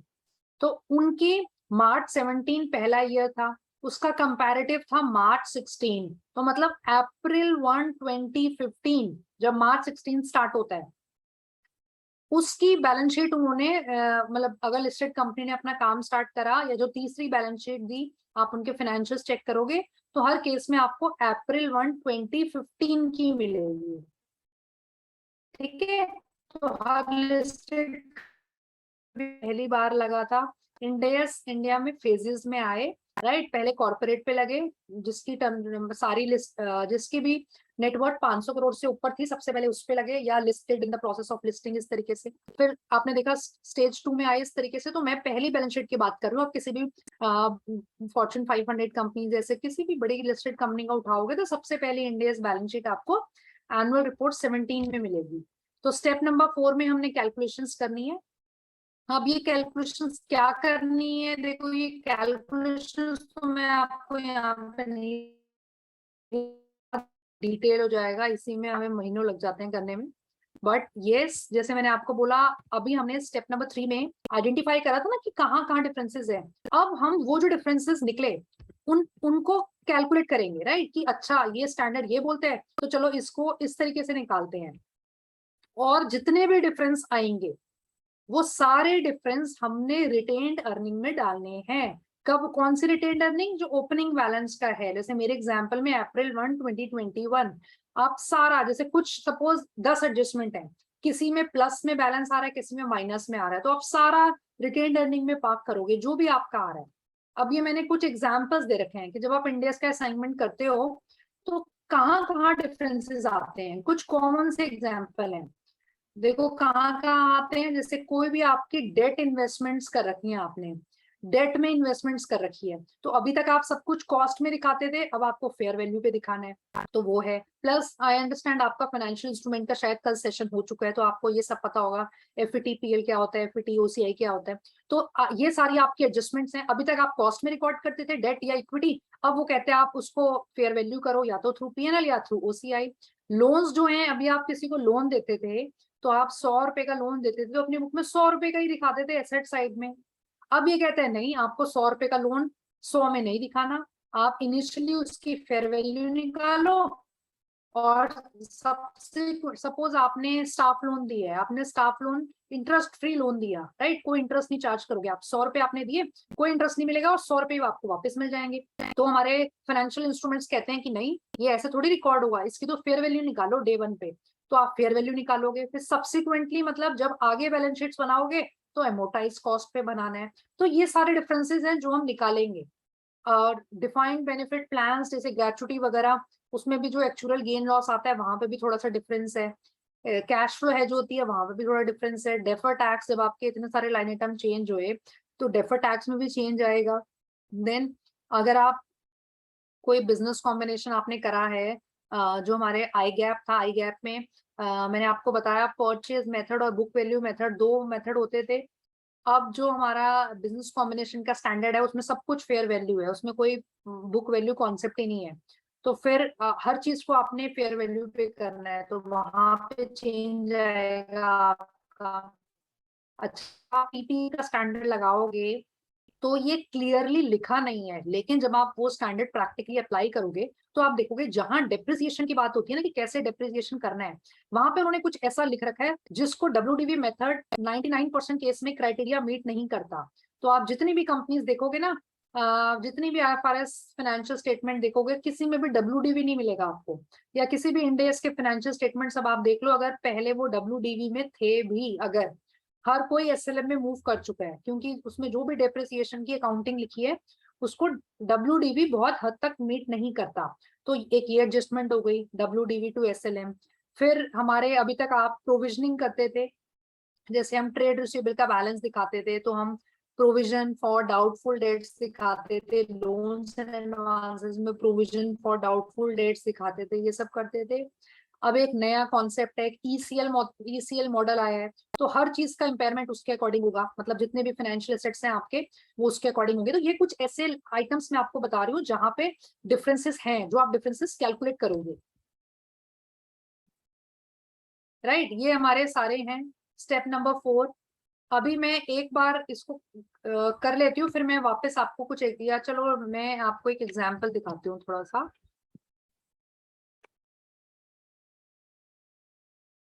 अच्छा, एक दूसरा क्लाइंट, उसकी थोड़ी सी इंडेस वर्किंग में आपको हमारे क्लाइंट पे हमने कैसे करी, बहुत डिटेल में तो नहीं एक्सप्लेन कर पाऊंगी, बट थोड़ा सा दिखा देती हूँ कि कैसे बनेगी। देखो, जब भी आप किसी क्लाइंट पे इंडेस का असाइनमेंट करोगे ना, जनरली आपकी 3 फाइल्स बनेगी। एक तो आपकी डिटेल डायग्नोस्टिक स्टडी बनेगी, जिसमें मैंने आपको बताया कि हमारा ऑब्जेक्टिव ये है कि IGAP में क्या है, इंडेस में क्या है, क्या डिफरेंसेस हैं, मतलब आप डिफरेंसेस आइडेंटिफाई करोगे, राइट। ये आपका एक डिटेल डॉक्यूमेंट है। फिर नेक्स्ट है एक जहां पे आप एक्चुअल में वर्किंग करोगे कि अच्छा ये डिफरेंसेस हैं, अब चलो इनको कैलकुलेट करते हैं, क्या क्या मतलब वर्किंग्स हैं हमारी। I hope this file is visible. देखो यहाँ पर हमने क्या क्या वर्किंग कर रखी है। ये जो मेरा फर्स्ट टैब है ना, इक्विटी रिको, इसमें मैंने पूरी वर्किंग की एक समरी बना रखी है कि मैंने क्या क्या चेंजेस करे। ये जो मेरा क्लाइंट है, इसमें मार्च 20 में फाइनेंशियल ईयर 1920 में इंडेस एप्लीकेबल हुए थे। ये एक NBFC कंपनी है और स्टेज 2 वाली है। फेज 1 में अप्रैल 1 18 से लग गए थे और फेज 2 में अप्रैल 1 19 से लगे थे। तो अप्रैल 1 19 मतलब 19-20 की बैलेंस शीट, पहली बैलेंस शीट। तो ये वो वाला एक क्लाइंट है। तो देखो यहाँ पे ना मैंने थोड़ा सा समराइज कर रखा है कि मैंने कौन कौन सी एडजस्टमेंट करी। ये मैंने इसलिए बनाया है क्योंकि अभी मैं आपको दिखाऊंगी डिस्क्लोजर रिक्वायरमेंट में कि जितनी भी हम कैलकुलेशंस करते हैं उसकी एक ये समरी है जो फाइनेंशियल स्टेटमेंट में डिस्क्लोजर में जाती है। तो जब हम एक्चुअल काम करते हैं ना, तो हम क्या करते हैं, ये समरी बना के रख लेते हैं और लिंक कर लेते हैं पीछे डिटेल्ड वर्किंग्स, ताकि पीछे टैब्स में वर्किंग हो, जैसे 1 इन्वेस्टमेंट, 2 बोरोइंग, ये आप देखोगे ये कुछ वर्किंग्स बना रखे हैं हमने और यहाँ पे उनको समराइज कर रखा है। तो मेरे क्लाइंट पे ये एक NBFC इन्वेस्टमेंट कंपनी है। तो इसमें क्या क्या एडजस्टमेंट्स आई, भी ज्यादा इन्वेस्टमेंट्स कर रखी थी, इन्वेस्टमेंट कंपनी है इसलिए। तो पहले सब कुछ कॉस्ट में हम दिखाते थे, कहीं भी इन्वेस्ट करते थे, अब सबका फेयर वैल्यूएशन करा। तो ये फेयर वैल्यू थ्रू PNL वाली आइटम्स हैं। नीचे आप यहाँ पे देखोगे ये OCI वाली आइटम है। कुछ मेरी फेयर वैल्यूएशन जो है वो OCI में भी जाती है, आपने फाइनेंशियल इंस्ट्रूमेंट में पढ़ा होगा। तो PNL वाली एडजस्टमेंट इधर आ गई, OCI वाली इधर आ गई। फिर हमारे कुछ लोन्स हैं। पहले लोन को, जैसे मैंने आपको बताया, हमने कोई भी, सपोज अगर मैंने कोई लोन लिया, हो सकता है मैंने डायरेक्टर से कोई इंटरेस्ट फ्री लोन लिया हो, या मैंने किसी सिस्टर कंपनी को इंटरेस्ट फ्री लोन दिया हो, मैंने स्टाफ को इंटरेस्ट फ्री लोन दिया हो। तो जहां पे भी इस तरीके की कुछ चीजें आएंगी ना, वहां पे जब हम बोलते हैं डे 1 ये फाइनेंशियल इंस्ट्रूमेंट है, इसको फेयर वैल्यू पे करना है, तो ये आपको इसको फेयर वैल्यू पे निकालना होता है। अगर आपने इंटरेस्ट फ्री लोन दिया है या लिया है, तो मार्केट में इस तरीके से थोड़ी काम चलता है। मतलब कोई भी बिजनेस एक्चुअल ट्रांजेक्शन जो है वो ऐसे नहीं होती ना, तो आपको उसकी फेयर वैल्यूएशन निकालनी पड़ती है, एमोटाइज कॉस्ट निकालनी पड़ती है। तो यहाँ पे वो एडजस्टमेंट मैंने कर रखी है। फिर मैंने, अच्छा मैं थोड़ा सा साथ साथ आपको ये बता देती हूँ। देखो मैंने भी आपको बताया कि आपको सबसे पहले क्या वर्किंग करनी है, आपको ओपनिंग बैलेंस शीट की निकालनी है। तो मेरे एग्जाम्पल में क्योंकि 19-20 में लगा, तो 19-20 तो पहला साल हो गया, उसका कंपैरेटिव हुआ 18-19, और 18-19 शुरू कहाँ से होता है, अप्रैल 1 18 से। तो अप्रैल 1 18 ये वाला जो है, ये आप देखोगे यहाँ पे मैंने ओपनिंग बैलेंस शीट वाली एडजस्टमेंट्स लिखी हुई है कि इसमें इतनी एडजस्टमेंट आई। इधर कोई लोन वोन नहीं था, कोई इम्पेयरमेंट नहीं था लोन का, कोई प्रेफरेंस शेयर्स नहीं थे, कुछ सिक्योरिटी डिपॉजिट थे लायबिलिटी साइड में जो हमने ले रखे थे, वो हमने उसकी एडजस्टमेंट करी। ये मेरी एडजस्टमेंट्स आ गई टोटल, ठीक है। ये मैंने उसका डिफर टैक्स इम्पैक्ट ले लिया, तो ये एडजस्टमेंट आफ्टर टैक्सेस आ गई। मैंने अभी आपको बताया ना रिटेन्ड अर्निंग में जाएंगी आफ्टर टैक्सेस, इसलिए इसमें टैक्स इम्पैक्ट लिया है। फिर ये मेरी हैं ओसीआई वाली जो अदर कॉम्प्रिहेंसिव इनकम की हैं। अच्छा, एक ये क्योंकि आप एनडीएस की सीरीज कर रहे हो तो आप सबको पता होगा एक ओसीआई नया नई टर्म आया है, नया कॉन्सेप्ट आया है। तो सुमित जी के साथ ही टीम कासा के साथ ही एक बार पहले भी हमने सेशन कर रखा है जिसमें डिटेल में ओसीआई डिस्कस करा था। वो तो मेरे mentor late Shri doctor DS Rawat के साथ करा था हमने। तो मैं आप सबको स्ट्रांगली सजेस्ट करूंगी आप वो वाला रिकॉर्डिंग जरूर देखना, उसमें आपको ओसीआई के बारे में काफी ज्यादा इंफॉर्मेशन मिलेगी, नॉलेज मिलेगी। बिकॉज ये जनरली जो टॉपिक है ना, बहुत प्रोफेशनल्स इसमें बहुत कंफ्यूज रहते हैं कि ओसीआई में क्या क्या जाएगा। अच्छा, आप इंडेस 1 देख सकते हो अगर आपको कभी भी कंफ्यूजन रहती है, वहां पे डिफाइन कर रखा है एक fix line item, fixed items हैं कि ओसीआई में ये आइटम्स ही जाएंगे, एग्जॉस्टिव लिस्ट है, तो आप वहां देख सकते हो। तो ये जो मेरा क्लाइंट है इसमें कुछ इन्वेस्टमेंट इन इक्विटी थी जो कि हमारी इंडेस 1 में दे रखा है कि ये ओसीआई में जाएगा, इसलिए ओसीआई में डाला है। तो ये मैंने निकाला ओपनिंग डेट में, ठीक है। फिर मैंने आपको बताया कि जब आप ओपनिंग डेट कर लोगे उसके बाद आपको क्या करना है, उसके बाद आपको कंपैरेटिव जो साल था उसको रिस्टेट करना है। तो मेरा कंपैरेटिव था, मैंने आपको बताया 18-19, तो फिर मैंने ये करा, पहले मैंने ये करा, फिर मैंने 18-19 करा। अब मैंने 18-19 के एडजस्टमेंट्स निकाली, देखो यहाँ पे मैंने 18-19 के निकाली हुई है, ठीक है। और ये मैंने क्यूमुलेटिव निकाली है, एक आपको दिख रहा है ना 31,319, ये मैंने क्यूमुलेटिव कर रखा है दोनों को ऐड करके। तो ये दो एडजस्टमेंट जब मैंने निकाल ली, अब मैं अपने साल में आई जिसमें इंडेस एप्लीकेबल है। अब यहाँ पे मैंने फाइनेंशियल ईयर 19-20 का निकाल रखा है कि ये मेरा, क्योंकि ये मेरा क्लाइंट भी जिसपे लगा, ये भी ईयरली बुक क्लोज करते हैं, तो ये बनाते तो अभी मतलब टैली में तो इनका आई गैप के अकॉर्डिंग होता है, उसके बाद ये इंडेस की कैलकुलेशन करते हैं, एडजस्टमेंट डाल देते हैं और एंट्री डाल देते हैं, और वो इंडेस के अकॉर्डिंग हो जाती हैं हमारी बुक्स। तो यहाँ पे हमने फिर थर्ड स्टेप में क्या करा, 19-20 की कैलकुलेशंस करी, और ये हमारा वो दे रखा है, क्यूमुलेटिव दे रखा है। देखो जहां पे मैं ईयर की बात कर रही हूँ ना, थोड़ा सा ध्यान देना, जहां पे मैं ईयर की बात कर रही हूँ वहां पे मैं प्रॉफिट एंड लॉस की बात कर रही हूँ। आप यहाँ पे देखो मैंने प्रॉफिट एंड लॉस का बैलेंस लिया है 19-20 का, उसमें एडजस्टमेंट्स करी है। और जब मैं क्यूमुलेटिव बात कर रही हूँ जैसे 31-3, तो ये बैलेंस शीट की बात हो रही है कि अगर बैलेंस शीट लेवल पे देखें तो टोटल इक्विटी इतनी थी, ये चेंजेस थे टोटल क्यूमुलेटिव। बैलेंस शीट तो एज एट होती है ना, इसलिए उसमें टोटल चेंजेस हैं।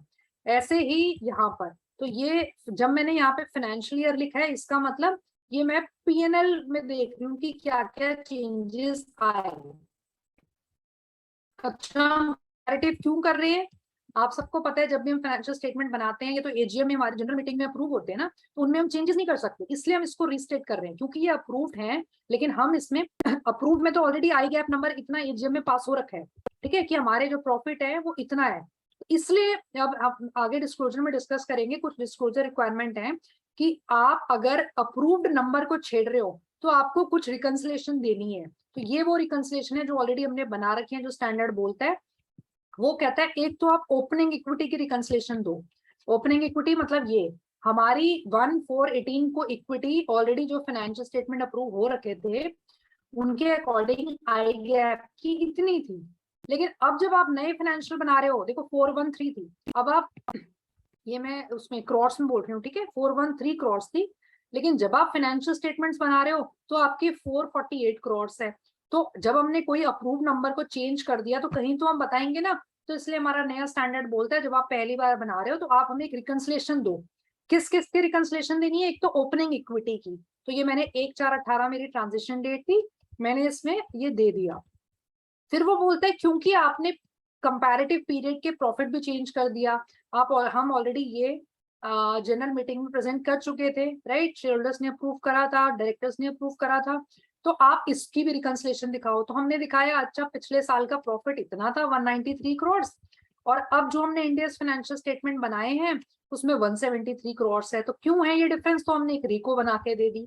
तो ये पिछले दो ओपनिंग बैलेंस शीट की, ट्रांजिशन डेट की और पिछले फाइनेंशियल ईयर की रिको जाएगी, और करंट ईयर की कोई रिको नहीं जाती। क्यों नहीं जाती, क्योंकि करंट ईयर तो बनना ही इंडेस में है, जब बनना ही इंडेस में तो रिको किस बात की, आपको इंडेस के ही तो नंबर देने हैं। तो इसलिए ये हमने इधर इसलिए बनाया है क्योंकि हमारी बुक्स अभी आई गैप के अकॉर्डिंग है, फिर हम एडजस्टमेंट एंट्रीज डालेंगे और वो इंडेस बनेगी। अदरवाइज आपको ये 2 रिकंसिलेशन देनी है, ठीक है, इसलिए मैंने ये समरी बनाई है। जैसे थोड़ा सा दिखाऊंगी बस, नहीं तो आप बहुत कंफ्यूज हो जाओगे। जस्ट आइडिया देने के लिए, जैसे कैलकुलेशंस कैसे करी हमने, देखो जैसे इन्वेस्टमेंट्स है, ये मेरे क्लाइंट की इन्वेस्टमेंट्स थी। मैं आपको थोड़ा सा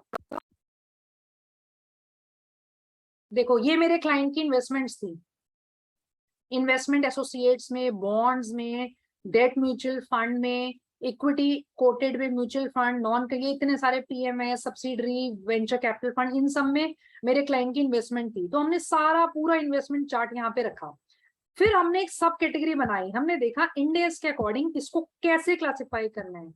अच्छा, इसमें कोई फिल्टर लगा हुआ है, ठीक है। आप फिर सब कैटेगरी में जाओगे, आप देखोगे अब हमने देखा इंडेक्स के अकॉर्डिंग ये 3 कैटेगरी में जाएंगी। कुछ ऐसी हैं जो कॉस्ट करेंगी, राइट, हमें कुछ इसमें होगा, ये वाले जो हैं इसमें स्टैंडर्ड में ऐसा लिखा हुआ है, या हमारे पास एग्जम्पशन है कि हम कॉस्ट पे रख सकते हैं।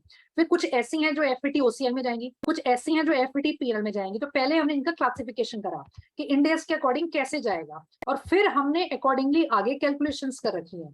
जैसे आप देखोगे, मैंने बताया मेरी सारी कैलकुलेशंस जो हैं वो ओपनिंग डेट में होंगी। तो मेरी ओपनिंग डेट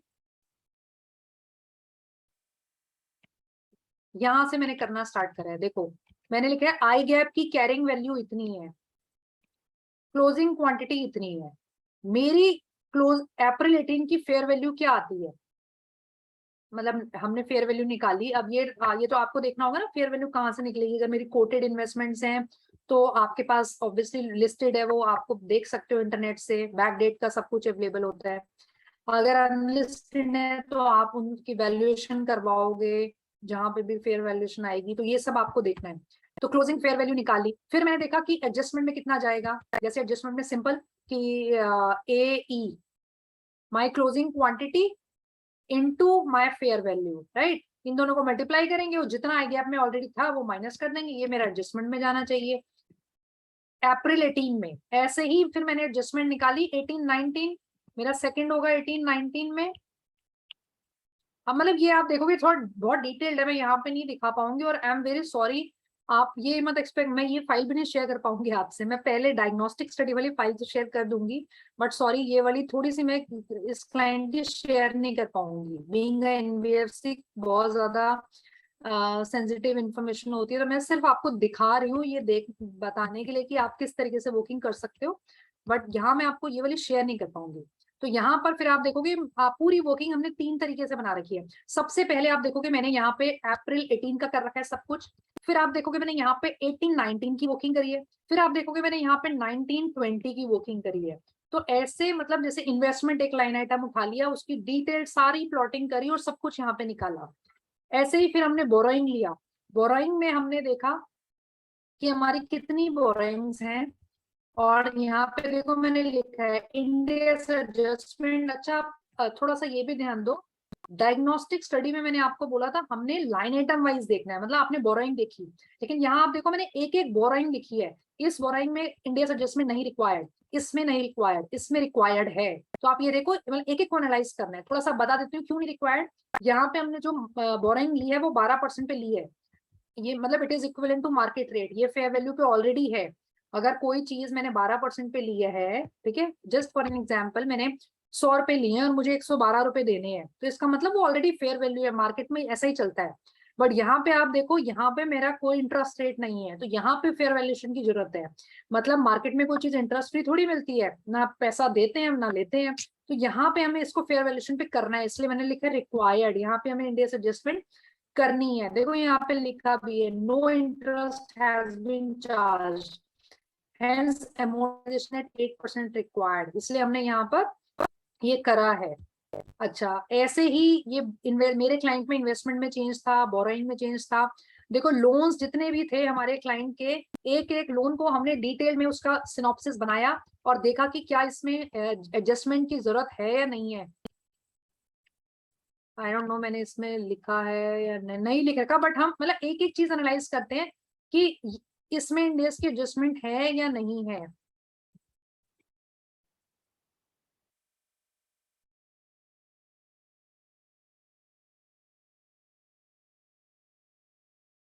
यहाँ पे फिर ये हमारी एसेट्स लायबिलिटीज थी। हमने यहाँ पे एक एक एसेट्स इनको देखा है कि क्या इंडेस की रिक्वायरमेंट है, अगर है तो कौन सी वर्किंग रेफर करें, नहीं है तो क्यों नहीं है, मतलब सारी चीजें एनालाइज करी हैं। तो मैं आपको भी ये सजेस्ट करूंगी जब भी आप वर्किंग बनाओ बहुत डिटेल्ड बनाओ, ताकि कोई टीम मेंबर आए जाए कोई कितने क्वेश्चंस करे आपके पास सारे आंसर्स रेडी हो। आपको बार बार वो करने की जरूरत नहीं कि मतलब मुझे पता नहीं कि ये स्किप ना हो गया। मेन पॉइंट है कंप्लीटनेस इंश्योर करनी है। ऐसा नहीं होना चाहिए कि ये एक इंडेक्स था हमें ये पता नहीं चला ये मिस हो गया, मतलब इस तरीके की सिचुएशन ना आए, इसलिए आपको ये बनाना चाहिए। तो ये इस तरीके का मतलब डिटेल में हमने बना रखा है। अब मैं एक अब मैं इसी क्लाइंट के आपको इंडेक्स फाइनेंशियल दिखा रही हूँ। ये तो वर्किंग है, मैंने आपको बताया ना सेकंड डॉक्यूमेंट आपको वर्किंग बनाना है, क्योंकि ये मेरे क्लाइंट में बहुत डिटेल कैलकुलेशन थी। अगर मैं इनको इंडेक्स फाइनेंशियल में बनाती तो फाइल बहुत ज्यादा कम्बरसम हो जाती है और आगे कुछ टाइम बाद फाइल करप्ट हो जाती है, इसलिए हम हमेशा वर्किंग को अलग ही बनाते हैं। वर्किंग फ्रीज हो गई उसके बाद ही हम उसका बनाना पाते हैं। मैं नॉर्मली एज अगर कोई क्लाइंट में बहुत कम एडजस्टमेंट है, 2-3 एडजस्टमेंट है, तो फिनेंशियल्स में ही टैब डाल के बना लिया। बट जहाँ इस तरीके के क्लाइंट होते हैं बहुत डिटेल्ड कैलकुलेशन है, वहां पर कभी भी मैं सजेस्ट नहीं करूंगी, ना मैं बनाती हूँ, सेम फाइल में नहीं बनाती। नेक्स्ट इज मैं थोड़े इस क्लाइंट के आपको फाइनेंशियल्स दिखा देती हूँ, इससे आपको ये भी आइडिया हो जाएगा जो हम डिस्कस कर रहे थे फाइनेंशियल्स कैसे बनेंगे, मतलब कैसे दिखते हैं कैसे बनेंगे। देखो सबसे पहले जब हम फाइनेंशियल बना रहे हैं ना, तो इस आई होप ये सब विजिबल हो, अगर नहीं है ना आप अनम्यूट करके एक बार बोल सकते हो अगर कहीं पे भी आपको लगे। देखो हमने इस क्लाइंट पे क्या करा है, पूरा टीबी, मतलब हर इसको मैंने फाइल को नाम बेशक ग्रुपिंग दी है, बट मैंने पूरा टीबी यहाँ पर प्लॉट करा है लाइन आइटम वाइज। जैसे मैं थोड़ा सा आपको दिखाती हूँ, ये कैश इन हैंड, जैसे ये मेरा कैश इन कैश इक्विवेलेंट, देखो फेस पे तो कैश इन कैश इक्विवेलेंट आता है राइट, बट उस कैश इन कैश इक्विवेलेंट में यहाँ पे मैंने लिखा है फेस लाइन आइटम, मतलब फेस पे कहाँ किस नाम से दिखेगा, फिर नोट में किस नाम से दिखेगा, मतलब जब मैं कैश एंड कैश इक्विवेलेंट के नोट पे जाती हूँ तो ये कैश ऑन हैंड है, ये बैलेंस विद बैंक है, ये चेक ड्राफ्ट है, ये फिक्स डिपॉजिट्स हैं, तो ये नोट लाइन आइटम लिखा है। फिर मैंने कुछ नरेशन अपनी कन्वीनियंस के लिए डाली है, हमने एक एक लाइन आइटम वाइज यहाँ पे फिगर ली है। फिर मैंने लिखा है उसका आई गैप का नंबर क्या है, मतलब आपके आई गैप की फिगर क्या थी, उसमें हमने क्या एडजस्टमेंट डाली, इंडेस का नंबर क्या आया, और फिर क्योंकि ये फाइनेंशियल्स हमें लैक्स में देने थे तो हमने लैक्स में कन्वर्ट करा। तो आप देखोगे जब भी, क्योंकि ये ना जब आप क्लाइंट करोगे आप देखोगे अगेन एक ही चीज बहुत बार आपका, अगर जैसे ये क्लाइंट मैंने कन्वर्ट करा तो मेरा मैनेजमेंट टीम मेरा अकाउंटेंट टीम मुझसे कम से कम 50 बार एक चीज पूछता है, निशा ये कैसे करा, कौन सी एडजस्टमेंट थी, क्या थी। आज जब ये क्लाइंट खत्म हो गया तो आरबीआई से कम 20 बार क्वेरी आई होंगी, वो अपने फॉर्मेट दे देते हैं। जिस भी जैसे आरबीआई का कोई भी क्लाइंट होता है एनबीएफसी, तो वो अपना फॉर्मेट दे देते हैं, हमें ये फॉर्मेट भर के दो, ये आई गैप था, ये एडजस्टमेंट थी आपकी। तो अगेन मैं अपने प्रैक्टिकल एक्सपीरियंस से बता रही हूँ, अगर आप इस तरीके से नहीं करोगे तो it will be a headache for you, इतना हेडेक होगा। और मेन पता है क्या होगा, जब आप काम कर लोगे उसके बाद किसी ने आपसे पूछा और आप रिविजिट करने लगे तो आपको अपनी गलतियां दिखेंगी, और ये तो स्किप कर गया, यहाँ तो मैंने कैलकुलेशन गलत कर दी, ये चीजें बहुत ज्यादा आती हैं। क्योंकि मैं इसलिए बता रही हूँ कि जब हमने क्लाइंट करा, ट्रस्ट मी, जब हमने सारे कैलकुलेशन कर ली, लेकिन जब हम यहाँ पे प्लॉट करते थे ना, हमें बहुत सारी गलतियां अपनी दिखती थी कि कुछ ना कुछ ऐसे कंट्रोल चेक हमारे ऑफ आते थे, हमें पता लगता था ओहो ये तो हमने गलत कैलकुलेट कर लिया। तो जब भी आप इस तरीके से बनाओगे ना, कंट्रोल चेक्स बना के रखो, तो आपकी चीजें जो है वो बिल्कुल परफेक्ट बनेंगी और आपको कॉन्फिडेंस आएगा कि आपसे कोई 10 बार पूछ ले 20 बार पूछ ले, कहीं भी फाइल दे दो, आपने अपना काम परफेक्टली करा है। तो यहाँ पे आप देखो, थोड़ा सा मैं नीचे दिखाती हूँ कि कहाँ कहाँ पे मेरे एडजस्टमेंट्स आए हैं। देखो यहाँ पे कैश एंड कैश इक्विवेलेंट में आप ये के कॉलम में देखो, देखो यहाँ पे कोई एडजस्टमेंट नहीं है, ठीक है। लोन्स में मेरा एक लोन में एडजस्टमेंट आ रही है, यहाँ पे मेरे अगेन टर्म लोन्स हैं, इसमें एडजस्टमेंट्स आ रही हैं। जस्ट मैं दिखा रही हूँ कहाँ कहाँ एडजस्टमेंट आई मेरे। इम्पेयरमेंट, लॉस अलाउंस, इम्पेयरमेंट उसी को बोलते हैं जैसे पहले आप प्रोविजन करते थे ना, अब हम उसको इम्पेयरमेंट बोलते हैं, और बिल्कुल कैलकुलेशन चेंज हो गई है। देन ये मेरे लोन्स में देखो बहुत सारी जगह आपको चेंजेस दिखेंगे, इन्वेस्टमेंट्स में तो बहुत ही ज्यादा चेंज है, मैंने आपको बताया। तो मैं आपको ये दिखा रही हूँ कि अगर आप ऐसे एक एक लाइन आइटम वाइज बनाओगे ना तो आपकी लाइफ बहुत ईजी हो जाएगी और आपको बहुत कॉन्फिडेंस आएगा अपनी वर्किंग पे कि आपने कोई गलती नहीं करी। बहुत सारी गलतियां आपको इसी लेवल पे मिल जाएंगी। तो यहाँ पे देखो मैंने तीनों बना रखे हैं, मार्च 20 का भी आई गैप एडजस्टमेंट्स, फिर आप यहाँ पे आओ राइट साइड में मार्च 19 का बना रखा है मैंने, और यहाँ पे ओपनिंग डेट का बना रखा है, ट्रांजिशन डेट का मार्च 18 का। ठीक है, तो ये मैंने सारी ग्रुपिंग सब कुछ, ये मास्टर शीट है मेरी, यहाँ पे मैंने सब कुछ कर दिया। फिर यहाँ पे ये बैलेंस शीट है हमारी। अब ये बैलेंस शीट देखो, मैंने आपको बताया था जब भी आप इंडियस की बैलेंस शीट देखोगे सबसे पहले तो जो चेंज है वो ये है कि आपको एसेट ऊपर दिखेंगे और लायबिलिटीज नीचे। सेकंड चेंज क्या है, आपको एसेट या लायबिलिटीज में दो मेजर क्लासिफिकेशन दिखेंगी, फाइनेंशियल एंड नॉन फाइनेंशियल। देखो यहाँ पे करंट नॉन करंट नहीं है, यहाँ पे फाइनेंशियल एसेट्स और ये नॉन फाइनेंशियल एसेट्स, यहाँ पर फाइनेंशियल लायबिलिटीज और नॉन फाइनेंशियल लायबिलिटीज और इक्विटी, इस तरीके की दिखेगी इंडियस की बैलेंस शीट। अब क्योंकि ये पहली बैलेंस शीट थी इसलिए इसमें 3 बैलेंस शीट्स हैं। ठीक है, पीएनएल हमें कुछ इस तरीके का दिखेगा। पीएनएल में बहुत ज्यादा चेंज नहीं दिखेंगे आपको, बस एक ही चेंज है, पीएनएल में नीचे एक ओसीआई ऐड हो गया। यहाँ पे आप देख रहे हो profit and loss for the year, यहाँ पे हमने प्रॉफिट एंड लॉस निकाल रखा है। इस प्रॉफिट एंड लॉस के बाद जो ये नया टर्म आया है जो इंडियस 1 में डिफाइन है, एग्जॉस्टिव लिस्ट है, वो हम डालते हैं ओसीआई। तो ये ओसीआई नया है, ये दिखाया। और फिर एक टोटल कॉम्प्रिहेंसिव इनकम आई, मतलब प्रॉफिट और ओसीआई दोनों को जोड़ दो तो टोटल कितना आया वो है। तो प्रॉफिट एंड लॉस के आप ऐसा समझ सकते हो, दो पार्ट्स हो गए हैं, पहले हम ऊपर प्रॉफिट एंड लॉस निकालते हैं, फिर अदर कॉम्प्रिहेंसिव इनकम, फिर टोटल। अच्छा, एक चीज मैं अपने एक्सपीरियंस से बता देती हूँ, जो बहुत सारे प्रोफेशनल्स गलती करते हैं, मिस करते हैं जब फर्स्ट टाइम बना रहे होते हैं या अपने आर्टिकल से बनवाते हैं अगर इंडियस की बैलेंस शीट। तो जब भी आप ईपीएस निकालते हो ना, ईपी अभी तक तो हमारा प्रॉफिट होता था, हम क्या करते थे, प्रॉफिट का नंबर लेते थे और आगे कैलकुलेशन करते थे। अब जब ओसीआई भी ऐड हो गया है, जब हम ईपीएस निकालते हैं तो ईपीएस ये लास्ट वाली फिगर पे नहीं निकलती, इस पे नहीं निकलती।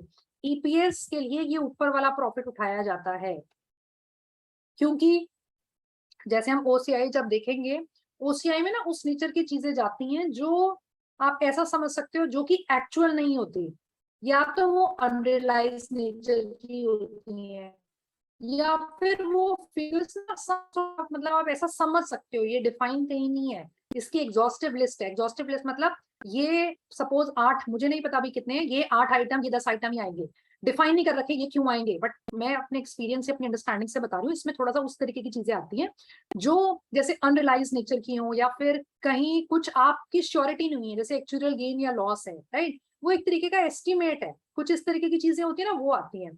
तो ईपीएस में शायद ये इस रीजन की वजह से ऐड नहीं होता, क्योंकि ये एक्चुअल नंबर नहीं है, ये जो हमारे ऊपर के प्रॉफिट हैं ये टू सम एक्सटेंट एक्चुअल होते हैं, इसलिए जब भी ईपीएस निकलती है इंडियस में तो इस फिगर पे निकलती है, ये लास्ट वाली फिगर पे नहीं निकलती। कैश फ्लो सेम है, कुछ नहीं है इसमें। अच्छा, ये डिस्कस कर लेते हैं, ये एक नया फाइनेंशियल स्टेटमेंट में हमारा नया स्टेटमेंट ऐड हुआ है, statement of changes in equity, इसको सोकी भी बोला जाता है, SOCIE, सोकी। ये क्या है, कुछ नहीं है, सिंपल। हम जब हम आई गैप की बैलेंस शीट बनाते थे तो हम share capital reserve and surplus का एक डिटेल नोट बनाते थे, if you can recall, right, बनाते थे ना। तो यहाँ पर क्या है, बस वही नोट थोड़ा सा और डिटेल में है, जैसे देखो ऊपर शेयर कैपिटल दिखा दी और मूवमेंट दिखा दिया 2 साल का, अप्रैल 18 में कितना था, ड्यूरिंग द ईयर कितना चेंज आया, 19 में कितना हुआ, क्या चेंज आया, 20 में कितना हुआ।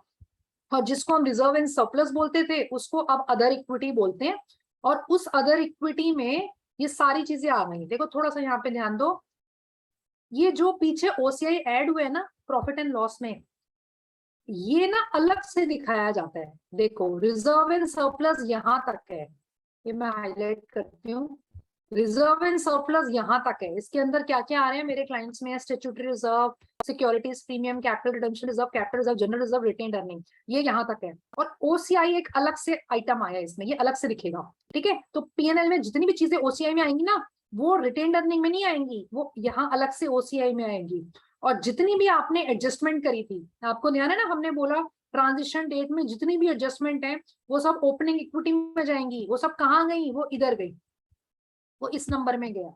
ये अप्रैल 1 2018 की ओपनिंग बैलेंस शीट है, तो यहाँ पे जो मैंने रिटेन्ड अर्निंग दिखाई है, ये मेरी आई गैप का नंबर प्लस जितनी भी मैंने एडजस्टमेंट करी वो एडजस्टमेंट करने के बाद आया है, तो वो सारी मैंने यहाँ पे पार्क करी है। तो यहाँ पे ना 2 साल का मूवमेंट दिखाया है, जैसे 18 में क्या था, फिर ड्यूरिंग द ईयर में क्या क्या आया, फिर 19 में कितना हो गया, ड्यूरिंग द ईयर में क्या क्या आया। ये बाकी तो डिटेल नोट है, आप मतलब डिटेल्ड जैसे हमारे फाइनेंशियल स्टेटमेंट इंडियस के आप कोई भी लिस्टेड कंपनी के उठा के देख सकते हो, उस तरीके से है। फाइनेंशियल स्टेटमेंट में देखो ड्रास्टिक चेंज है, कुछ क्लाइंट्स ऐसे हो सकते हैं जिसपे ना हो, इट डिपेंड। बट जिस भी क्लाइंट पे आप ऐसा समझ लो, फाइनेंशियल इंस्ट्रूमेंट अगर होंगे ना, फाइनेंशियल इंस्ट्रूमेंट मतलब जैसे आपने कल सेशन में पढ़ा होगा, जितने भी आपके किसी भी बैलेंस शीट में ना, आप ये देखो जैसे मेरी बैलेंस शीट है, हर बैलेंस शीट में देखो आधे लाइन आइटम तो IFRS 9 से कवर हो जाते हैं। आप ये देखो, ये एसेट है, एसेट में ये फाइनेंशियल एसेट्स है, मतलब ये सारे फाइनेंशियल इंस्ट्रूमेंट वाले स्टैंडर्ड से कवर हो गए, IFRS 9 या IAS 32 या 107। तो ये मेरे आधे एसेट्स तो इधर ही आ गए जो आपने कल पढ़े। ये मेरी लाइबिलिटी साइड है, ये देखो लाइबिलिटी साइड की आधी लाइबिलिटी इसमें कवर हो गई। तो जिस भी क्लाइंट पे ये होगा उसमें 100% चेंज है, राइट। बाकी आपको एक एक करके एनालाइज करना है। तो फाइनेंशियल स्टेटमेंट में बहुत चेंज है, क्योंकि डिस्क्लोजर रिक्वायरमेंट्स में बहुत ज्यादा चेंज है। अगर आपके आई गैप के फाइनेंशियल स्टेटमेंट्स 15-20 पेज के बनते थे, तो आपके IFRS या फाइनेंशियल स्टेटमेंट कम से कम 50 पेज के बनेंगे। तो क्लाइंट से फीस लो तो अच्छी खासी फीस लेना, थाउजेंड्स में मत कोट करना। कई बार होता है हमें पता नहीं होता, किसी क्लाइंट से क्वेरी आती है, हम 25,000 50,000 इस तरीके की फी कोट कर देते हैं, और जब हम एक्चुअली करने लगते हैं तो हमें पता लगता है काम तो बहुत ज्यादा है। तो इंडियस की फीस जो है हमेशा मीन्स लैक्स में होती है। यस, आगे डिपेंड करता है आपका क्लाइंट किस साइज के, आपके पास किस वॉल्यूम में काम आ रहा है।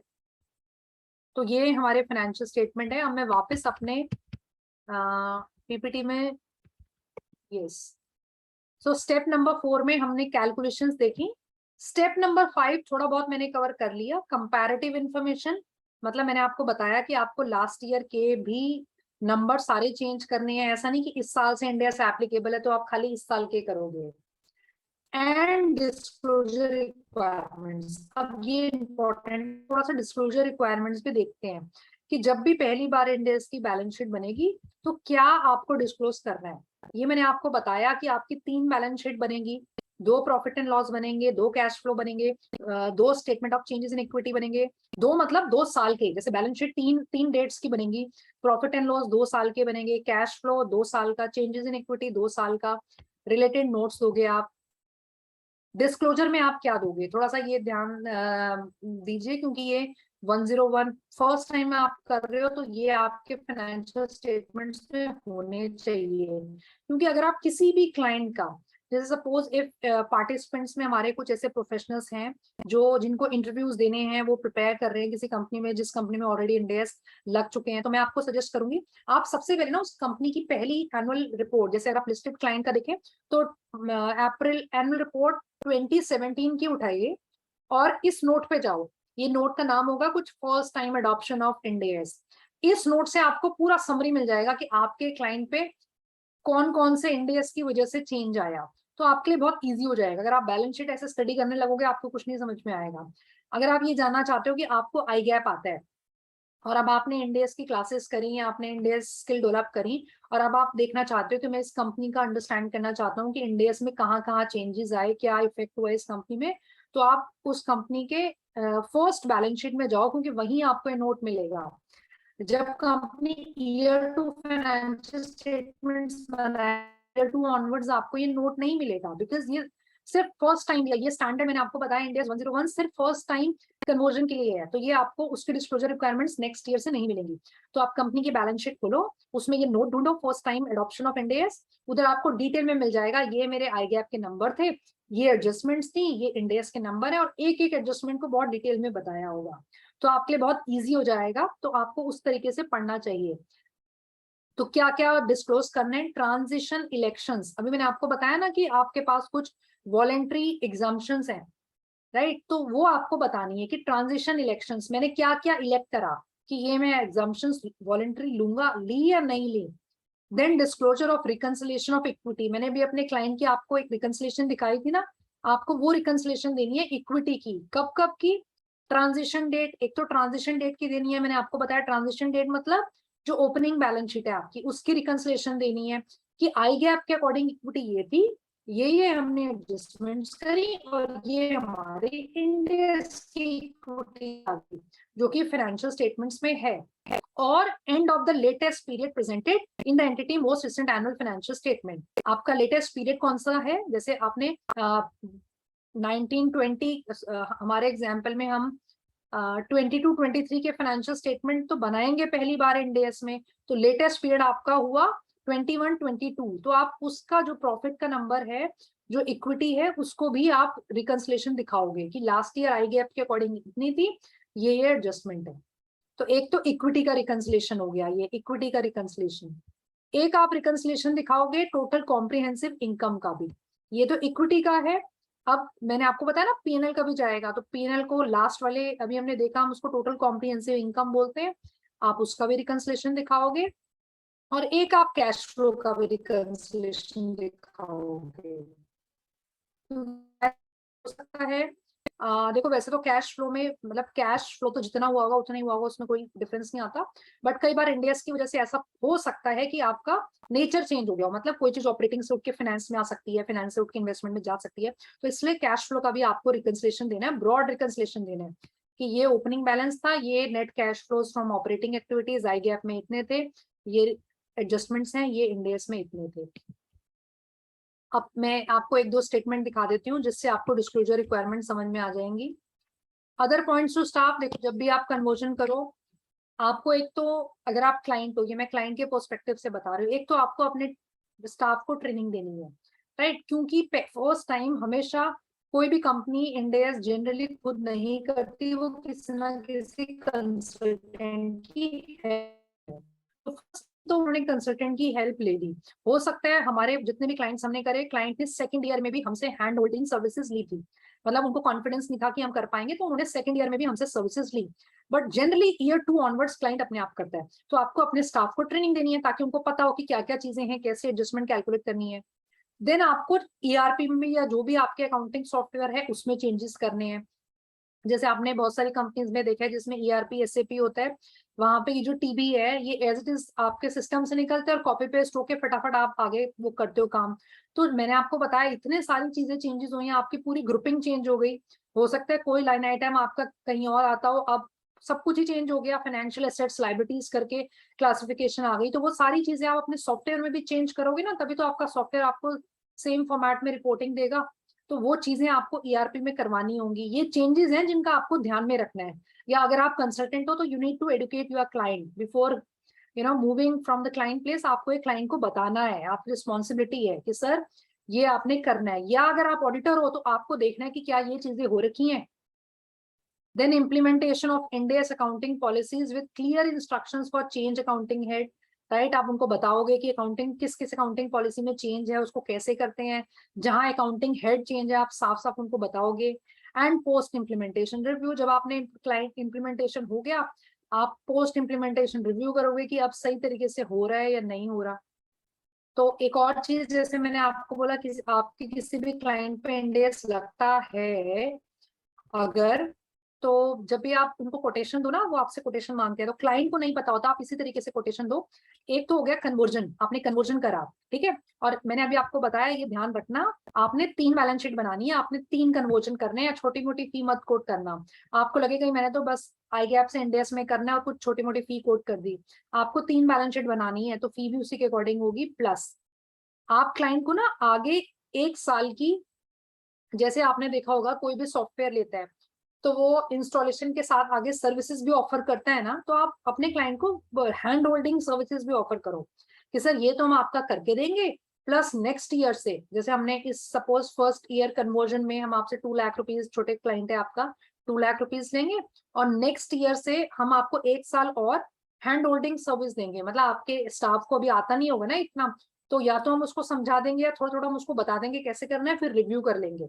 तो उस तरीके से भी आप दे सकते हो, उसकी भी फी कोट करो। तो कहने का मतलब यहाँ पे आप थोड़ा सा बिजनेस बढ़ा सकते हो। क्योंकि अदरवाइज अगर आपको ये नहीं पता होगा तो जनरली कंसल्टेंट क्या करते हैं, सिर्फ कन्वर्जन की फी देते हैं, आगे पिच ही नहीं करते। तो आप वो चीज भी पिच करो, आप उनसे हैंड होल्डिंग सर्विस भी ऑफर करो, उनको समझाओ जरूरत क्या है, थोड़ा सा डराओ। अब यहाँ पे जो मैनेजमेंट वाले बैठे हैं वो कहेंगे निशा क्या सिखा रहे हो। ओके सो मैं आपको ना एक और बस लास्ट आई थिंक 10 मिनट्स रह गए, बस एक फाइनेंशियल स्टेटमेंट्स दिखा देती हूँ जिसमें मैंने बोला कि थोड़ा सा डिस्क्लोजर रिक्वायरमेंट भी आपको समझ में आ जाएगी। बिकॉज डिस्क्लोजर रिक्वायरमेंट एक तो आपको कंप्लाई करनी है, सेकंड अगर किसी कंपनी का आपको समझना है तो ये सबसे बेस्ट है, आप यहाँ पे जाके खोलो और आपको सब कुछ पता लग जाएगा कि इस कंपनी पे इंड एस पे क्या क्या कैसे लगा, और आपको हेल्प भी मिल जाएगी। जैसे आपका कोई क्लाइंट आता है ना इंड एस के लिए, तो आप उस इंडस्ट्री की लिस्टेड कंपनी के फाइनेंशियल स्टेटमेंट में जाओ और इस नोट में जाओ, तो आपको सब समझ में आ जाएगा कैसे करना है, उस कंपनी ने कैसे करा। देखो ये नोट है, first time adoption of end S. इसमें क्या है, पहले इन्होंने बता रखा है ट्रांजिशन इलेक्शंस, ये हमने कौन कौन सी इलेक्शंस ऑप्ट करी। देखो लिखा है ना, company has prepared the opening balance sheet as पर इंड एस अप्रैल 1 15 इनकी ट्रांजिशन डेट थी, इन्होंने बैलेंस शीट बनाई और उन बैलेंस शीट में इन्होंने ये एग्जम्पशंस जो हैं ये अप्लाई करी हैं। ठीक है, मैंडेटरी एक्सेप्शन तो लगानी है, उसके अलावा ये वॉलंटरी थी, इन्होंने ली तो वो बताना है। जैसे deemed cost of property plant and equipment, लीजेस, investment in subsidiary joint venture, designation of equity investments, OCI, ये सब इन्होंने ली। फिर इन्होंने देखो एक एक को एक्सप्लेन करा है, तो इसलिए मैं कह रही हूँ ये नोट आप पढ़ोगे ना तो आपको बहुत अच्छे से समझ में आ जाएगा कि क्या ली क्यों ली। जैसे डीम कॉस्ट को उन्होंने बहुत अच्छे से बता रखा है कि इंड एस ट्रांजिशनल प्रोविजन के अकॉर्डिंग हमारे पास एक ऑप्शन है कि जो हमारी पुराने गैप में कैरिंग वैल्यू थी हम उसी को आगे लेके बढ़ सकते हैं, तो हमने उसी को आगे लेके बढ़े। फिर लीजेस को ऑप्शन दे रखा है, लीजेस वाले स्टैंडर्ड में भी एक ट्रांजिशन प्रोविजन है कि आप ट्रांजिशन डेट में देख लो कि क्या ये जो अरेंजमेंट है ये लीज में फॉल करता है नहीं करता। आप जब से लीज एंटर करी थी, अगर लीज 10 साल पुरानी चल रही है तो आपको बैक डेट पे जाके नहीं देखना, आप रेट्रोस्पेक्टिव एप्लीकेशन नहीं करनी, आप ट्रांजिशन डेट पे देख लो और आगे बढ़ो। तो ये ऐसे ऐसे इन्होंने ये वॉलंटरी एक्सेप्शंस ली हैं, तो ये बता रहे हैं यहाँ पे। ठीक है, एक तो ये डिस्क्लोजर, उसके बाद यहाँ पे देखो रिकंसिलेशन दी है। रिकंसिलेशन इक्विटी की मैंने आपको बताया 2 डेट्स की होंगी, एक तो ट्रांजिशन डेट की अप्रैल 1 15 की, एक पिछले साल की 31 मार्च 16 की। ये इक्विटी की रिकंसिलेशन दे दी कि ये हमारे आई गैप के अकॉर्डिंग ये नंबर थे, ये एडजस्टमेंट्स है हमारे यहाँ, और ये हमारे इंड एस के नंबर आ गए। ठीक है, ये बता दिया इन्होंने। ऐसे ही कॉम्प्रिहेंसिव इनकम पीएनएल की मैंने आपको बताया पिछले साल की होगी, ये पीएनएल की दे दी। देखो ये प्रॉफिट था हमारा आई गैप के अकॉर्डिंग 45714, ये हमने एडजस्टमेंट करी, ये आ गया, ये ओसीआई की एडजस्टमेंट हुई, ये टोटल आ गया, तो पूरा इन्होंने दे दिया। अब इन्होंने एक एक फिर ये कैश फ्लो का दे दिया। देखो इनके यहाँ कोई एडजस्टमेंट नहीं है, ये प्रीवियस गैप के नंबर थे, कोई एडजस्टमेंट नहीं है, ये इंडेक्स के नंबर है। अब इन्होंने देखो एक एक एडजस्टमेंट बहुत अच्छे से एक्सप्लेन कर रखी है कि प्रीवियस गैप क्या बोलता है, इंडेक्स क्या बोलता है। तो ये ना बहुत अच्छा नोट आपकी बहुत हेल्प करेगा जब आपने या तो किसी कंपनी का आपने समझना है कि इस कंपनी में इंडेक्स का क्या इम्पैक्ट आया और क्यों आया, कौन सा स्टैंडर्ड क्या बोलता है, या जब आप फर्स्ट टाइम कर रहे हो तो ये नोट आपकी बहुत हेल्प करेगा। देखो पढ़ो आप इसको, सब समझ में आएगा कि प्रीवियस गैप आई गैप क्या बोलता था, इंडेक्स क्या बोलता है, हमने क्यों करा है। तो ये नोट में ये सब चीजें आपको मिलेंगी। तो ये नोट जो है बहुत यहीं तक है, बस ये नोट आपकी बहुत हेल्प करेगा।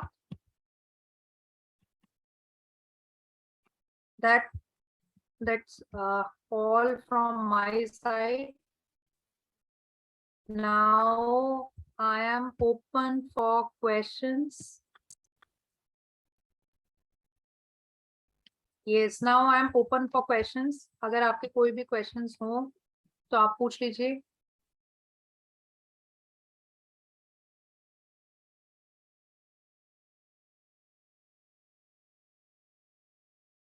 अच्छा एक क्वेश्चन था, आई थिंक उसका आंसर कर दिया। If India is applicable to holding company then what is the applicability, ये अभी हमने डिस्कस करा ना कि आपको सेम ईयर में अगर आपकी होल्ड, मैंने आपको बताया अगर आपकी किसी कंपनी पे इंडेस है तो उसको जब वो कंसोलिडेटेड फाइनेंशियल स्टेटमेंट बनाएगा तो पॉलिसी तो सेम होनी चाहिए ना। अगर पेरेंट कंपनी इंडेस के अकॉर्डिंग बना रहा है तो उसके सब्सिडरी एसोसिएट जेवी के रिजल्ट भी तो इंडेस में ही चाहिए उसको, इसलिए आप पे सेम ईयर पे लगेगा। मैंने आपको बताया था अगर आप सपोज आप एक आप अलग कंपनी हो, ठीक है, मेरा अभी तक नेटवर्थ 240 करोड़ चल रहा था, अभी जनवरी 22 में मेरा नेटवर्थ 250 करोड़ आ गया। अब मैंने आपको बताया मेरे ऊपर अगर लगने थे विदाउट किसी और रीजन, तो जब मैंने थ्रेशोल्ड एक्सीड करा उसके नेक्स्ट फाइनेंशियल ईयर से लगेंगे। लेकिन अगर मैं किसी का मैं लिस्टिंग में जाना चाहती हूँ, मैं in the process of listing हूँ, मैं सब्सिडरी जॉइंट वेंचर एसोसिएट हूँ, तो सेम ईयर में लगेगा आपका। ये आई एम ओपन फॉर क्वेश्चन। या तो आपको सब कुछ समझ में आ गया या कुछ भी नहीं समझ में आया, क्या समझू मैं? I have tried my level best कि मैं आपको बहुत सिंपल तरीके से समझा सकूं। और प्रैक्टिकल टॉपिक मैंने इसलिए उठाया क्योंकि बहुत क्वेरीज आती हैं, बहुत क्वेश्चंस आते हैं, सो प्रोफेशनल्स को बहुत ज्यादा दिक्कत आती है, तो इसलिए हमने ट्राई करा कि इंड AS 101 जो प्रैक्टिकल स्टैंडर्ड है कैसे करना है ये आपको थोड़ा सा समझाया जाए। और यस प्लीज अगर आपके कोई क्वेश्चंस हैं तो आप ड्रॉप बॉक्स में डाल दीजिए। Thank you for the feedback. Yes, does adjustment entries opening balance sheet come in books of account on? yes, very good question। ये बहुत अच्छा प्रैक्टिकल क्वेश्चन है। देखो आपने अभी जो एडजस्टमेंट्स निकाली, जैसे मैं अपना एग्जांपल लेती हूँ जो मैंने आपको की डेट्स में बताया था, आपके ऊपर 22-23 से लगे, ठीक है। अब आपने अप्रैल 1/21 में एडजस्टमेंट्स निकाली और आपने पिछले साल को भी रीस्टेट करा, 31/3/21 को भी आपने रीस्टेट करा, राइट। तो अब आप बुक्स में एंट्री कब डालोगे, ये क्वेश्चन आता है जब हम क्लाइंट के पास बैठते हैं ना एंड में एंट्री डलवाने के लिए। जब मैंने ये असाइनमेंट फर्स्ट टाइम करा था, पहली बार में तो मैंने सारी एंट्री गलत डलवा दी, मैंने उनकी पिछली बुक्स चेंज करवा दी, बट फिर कुछ चीजें ना हमें करने से समझ में आती है ना जो हम पहली बार करते हैं। तो अभी तो मैं आपको अपने प्रैक्टिकल एक्सपीरियंस से बता रहा हूँ कि आप वो गलती ना करो। देखो क्लाइंट के ऊपर एप्लीकेबल है ये स्टैंडर्ड अप्रैल 1, 2022 से, ठीक है। तो उससे पहले की बुक्स आप नहीं खोल सकते, वो पहले की बुक्स तो फ्रीज हो गई, वो तो आई गैप की बुक्स थी, वो तो आपने एजीएम में सब में अप्रूव कर रखी है, उनको थोड़ी आप छेड़ सकते हो। आप जो भी एडजस्टमेंट डालोगे, हम एडजस्टमेंट अपनी बुक्स में 2 एडजस्टमेंट, एक तो ट्रांजिशन डेट की और एक लास्ट ईयर की, ये दोनों एडजस्टमेंट हम अपनी बुक में 1/4/22 में डालेंगे मेरे एग्जाम्पल में, जिस दिन आपके ऊपर एप्लीकेबल थे। तो यस रवि शेर सिंह ने सही आंसर दिया कि जिस दिन आपके ऊपर एप्लीकेबल होता है ना आप उस दिन बुक्स में एंट्री डालते हो। और हम नरेशन में ये चीज लिख लेते हैं, जैसे एंट्रीज भी मैंने बताया ना 2 होंगी आपकी। एक एंट्री आप एंट्रीज जब बनाओगे क्लाइंट के लिए, आपको पहले बनानी है ट्रांजिशन डेट की एंट्रीज, उसमें आप लिखोगे कि ये जो एडजस्टमेंट है ये India adjustment as on transition date है 1/4/21 इन माय एग्जांपल, पहले वो सारी एंट्री डलवाओगे। फिर आप एंट्री डलवाओगे जो पिछले साल की होंगी, फिर आप वो एंट्री डलवाओगे कि ये एडजस्टमेंट एंट्रीज जो है ये 21-22 की हैं। ऐसे एंट्रीज डलेंगी तो 1/4/22 में ही, लेकिन 2 पार्ट्स में डलेंगी, नरेशन में ये अलग अलग दिखना चाहिए। और इस साल की तो फिर आप ईयर एंड में डालोगे, ईयर एंड क्वार्टर एंड जैसे भी आप बुक क्लोज करते हो, इस साल की इस पीरियड की एडजस्टमेंट्स आप ऐसे डालोगे। यस अभी हमारे पास 5 टाइप मिनट्स हैं या हो गया, 2-4 मिनट है, अगर आपके कुछ क्वेश्चंस हैं तो I am open to take questions. मैंने अपनी कनेक्टिविटी यहाँ पर शेयर कर रखी है,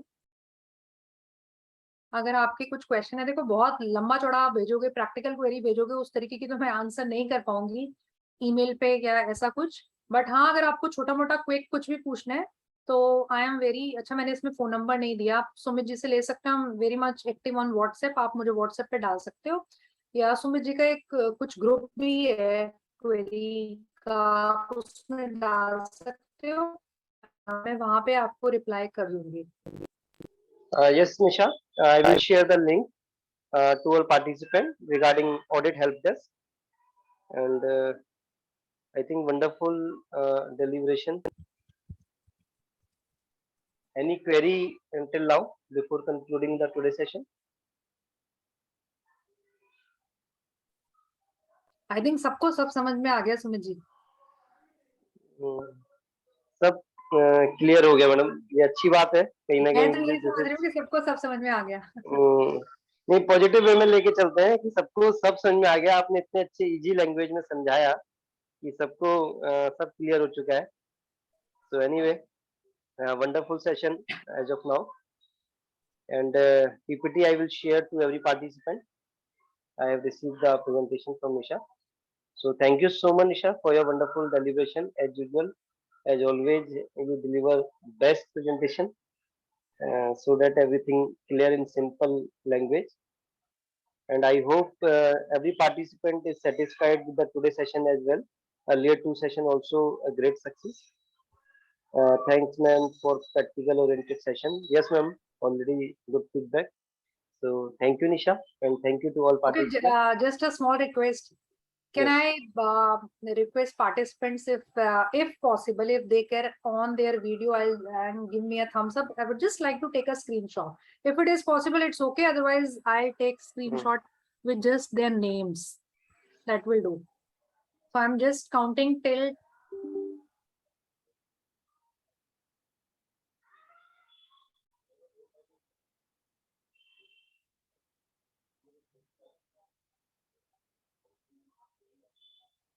Yes, madam. Many participants has their on their camera. You can take a screenshot. And thank you very much who have joined till date. Thank you. Thank you.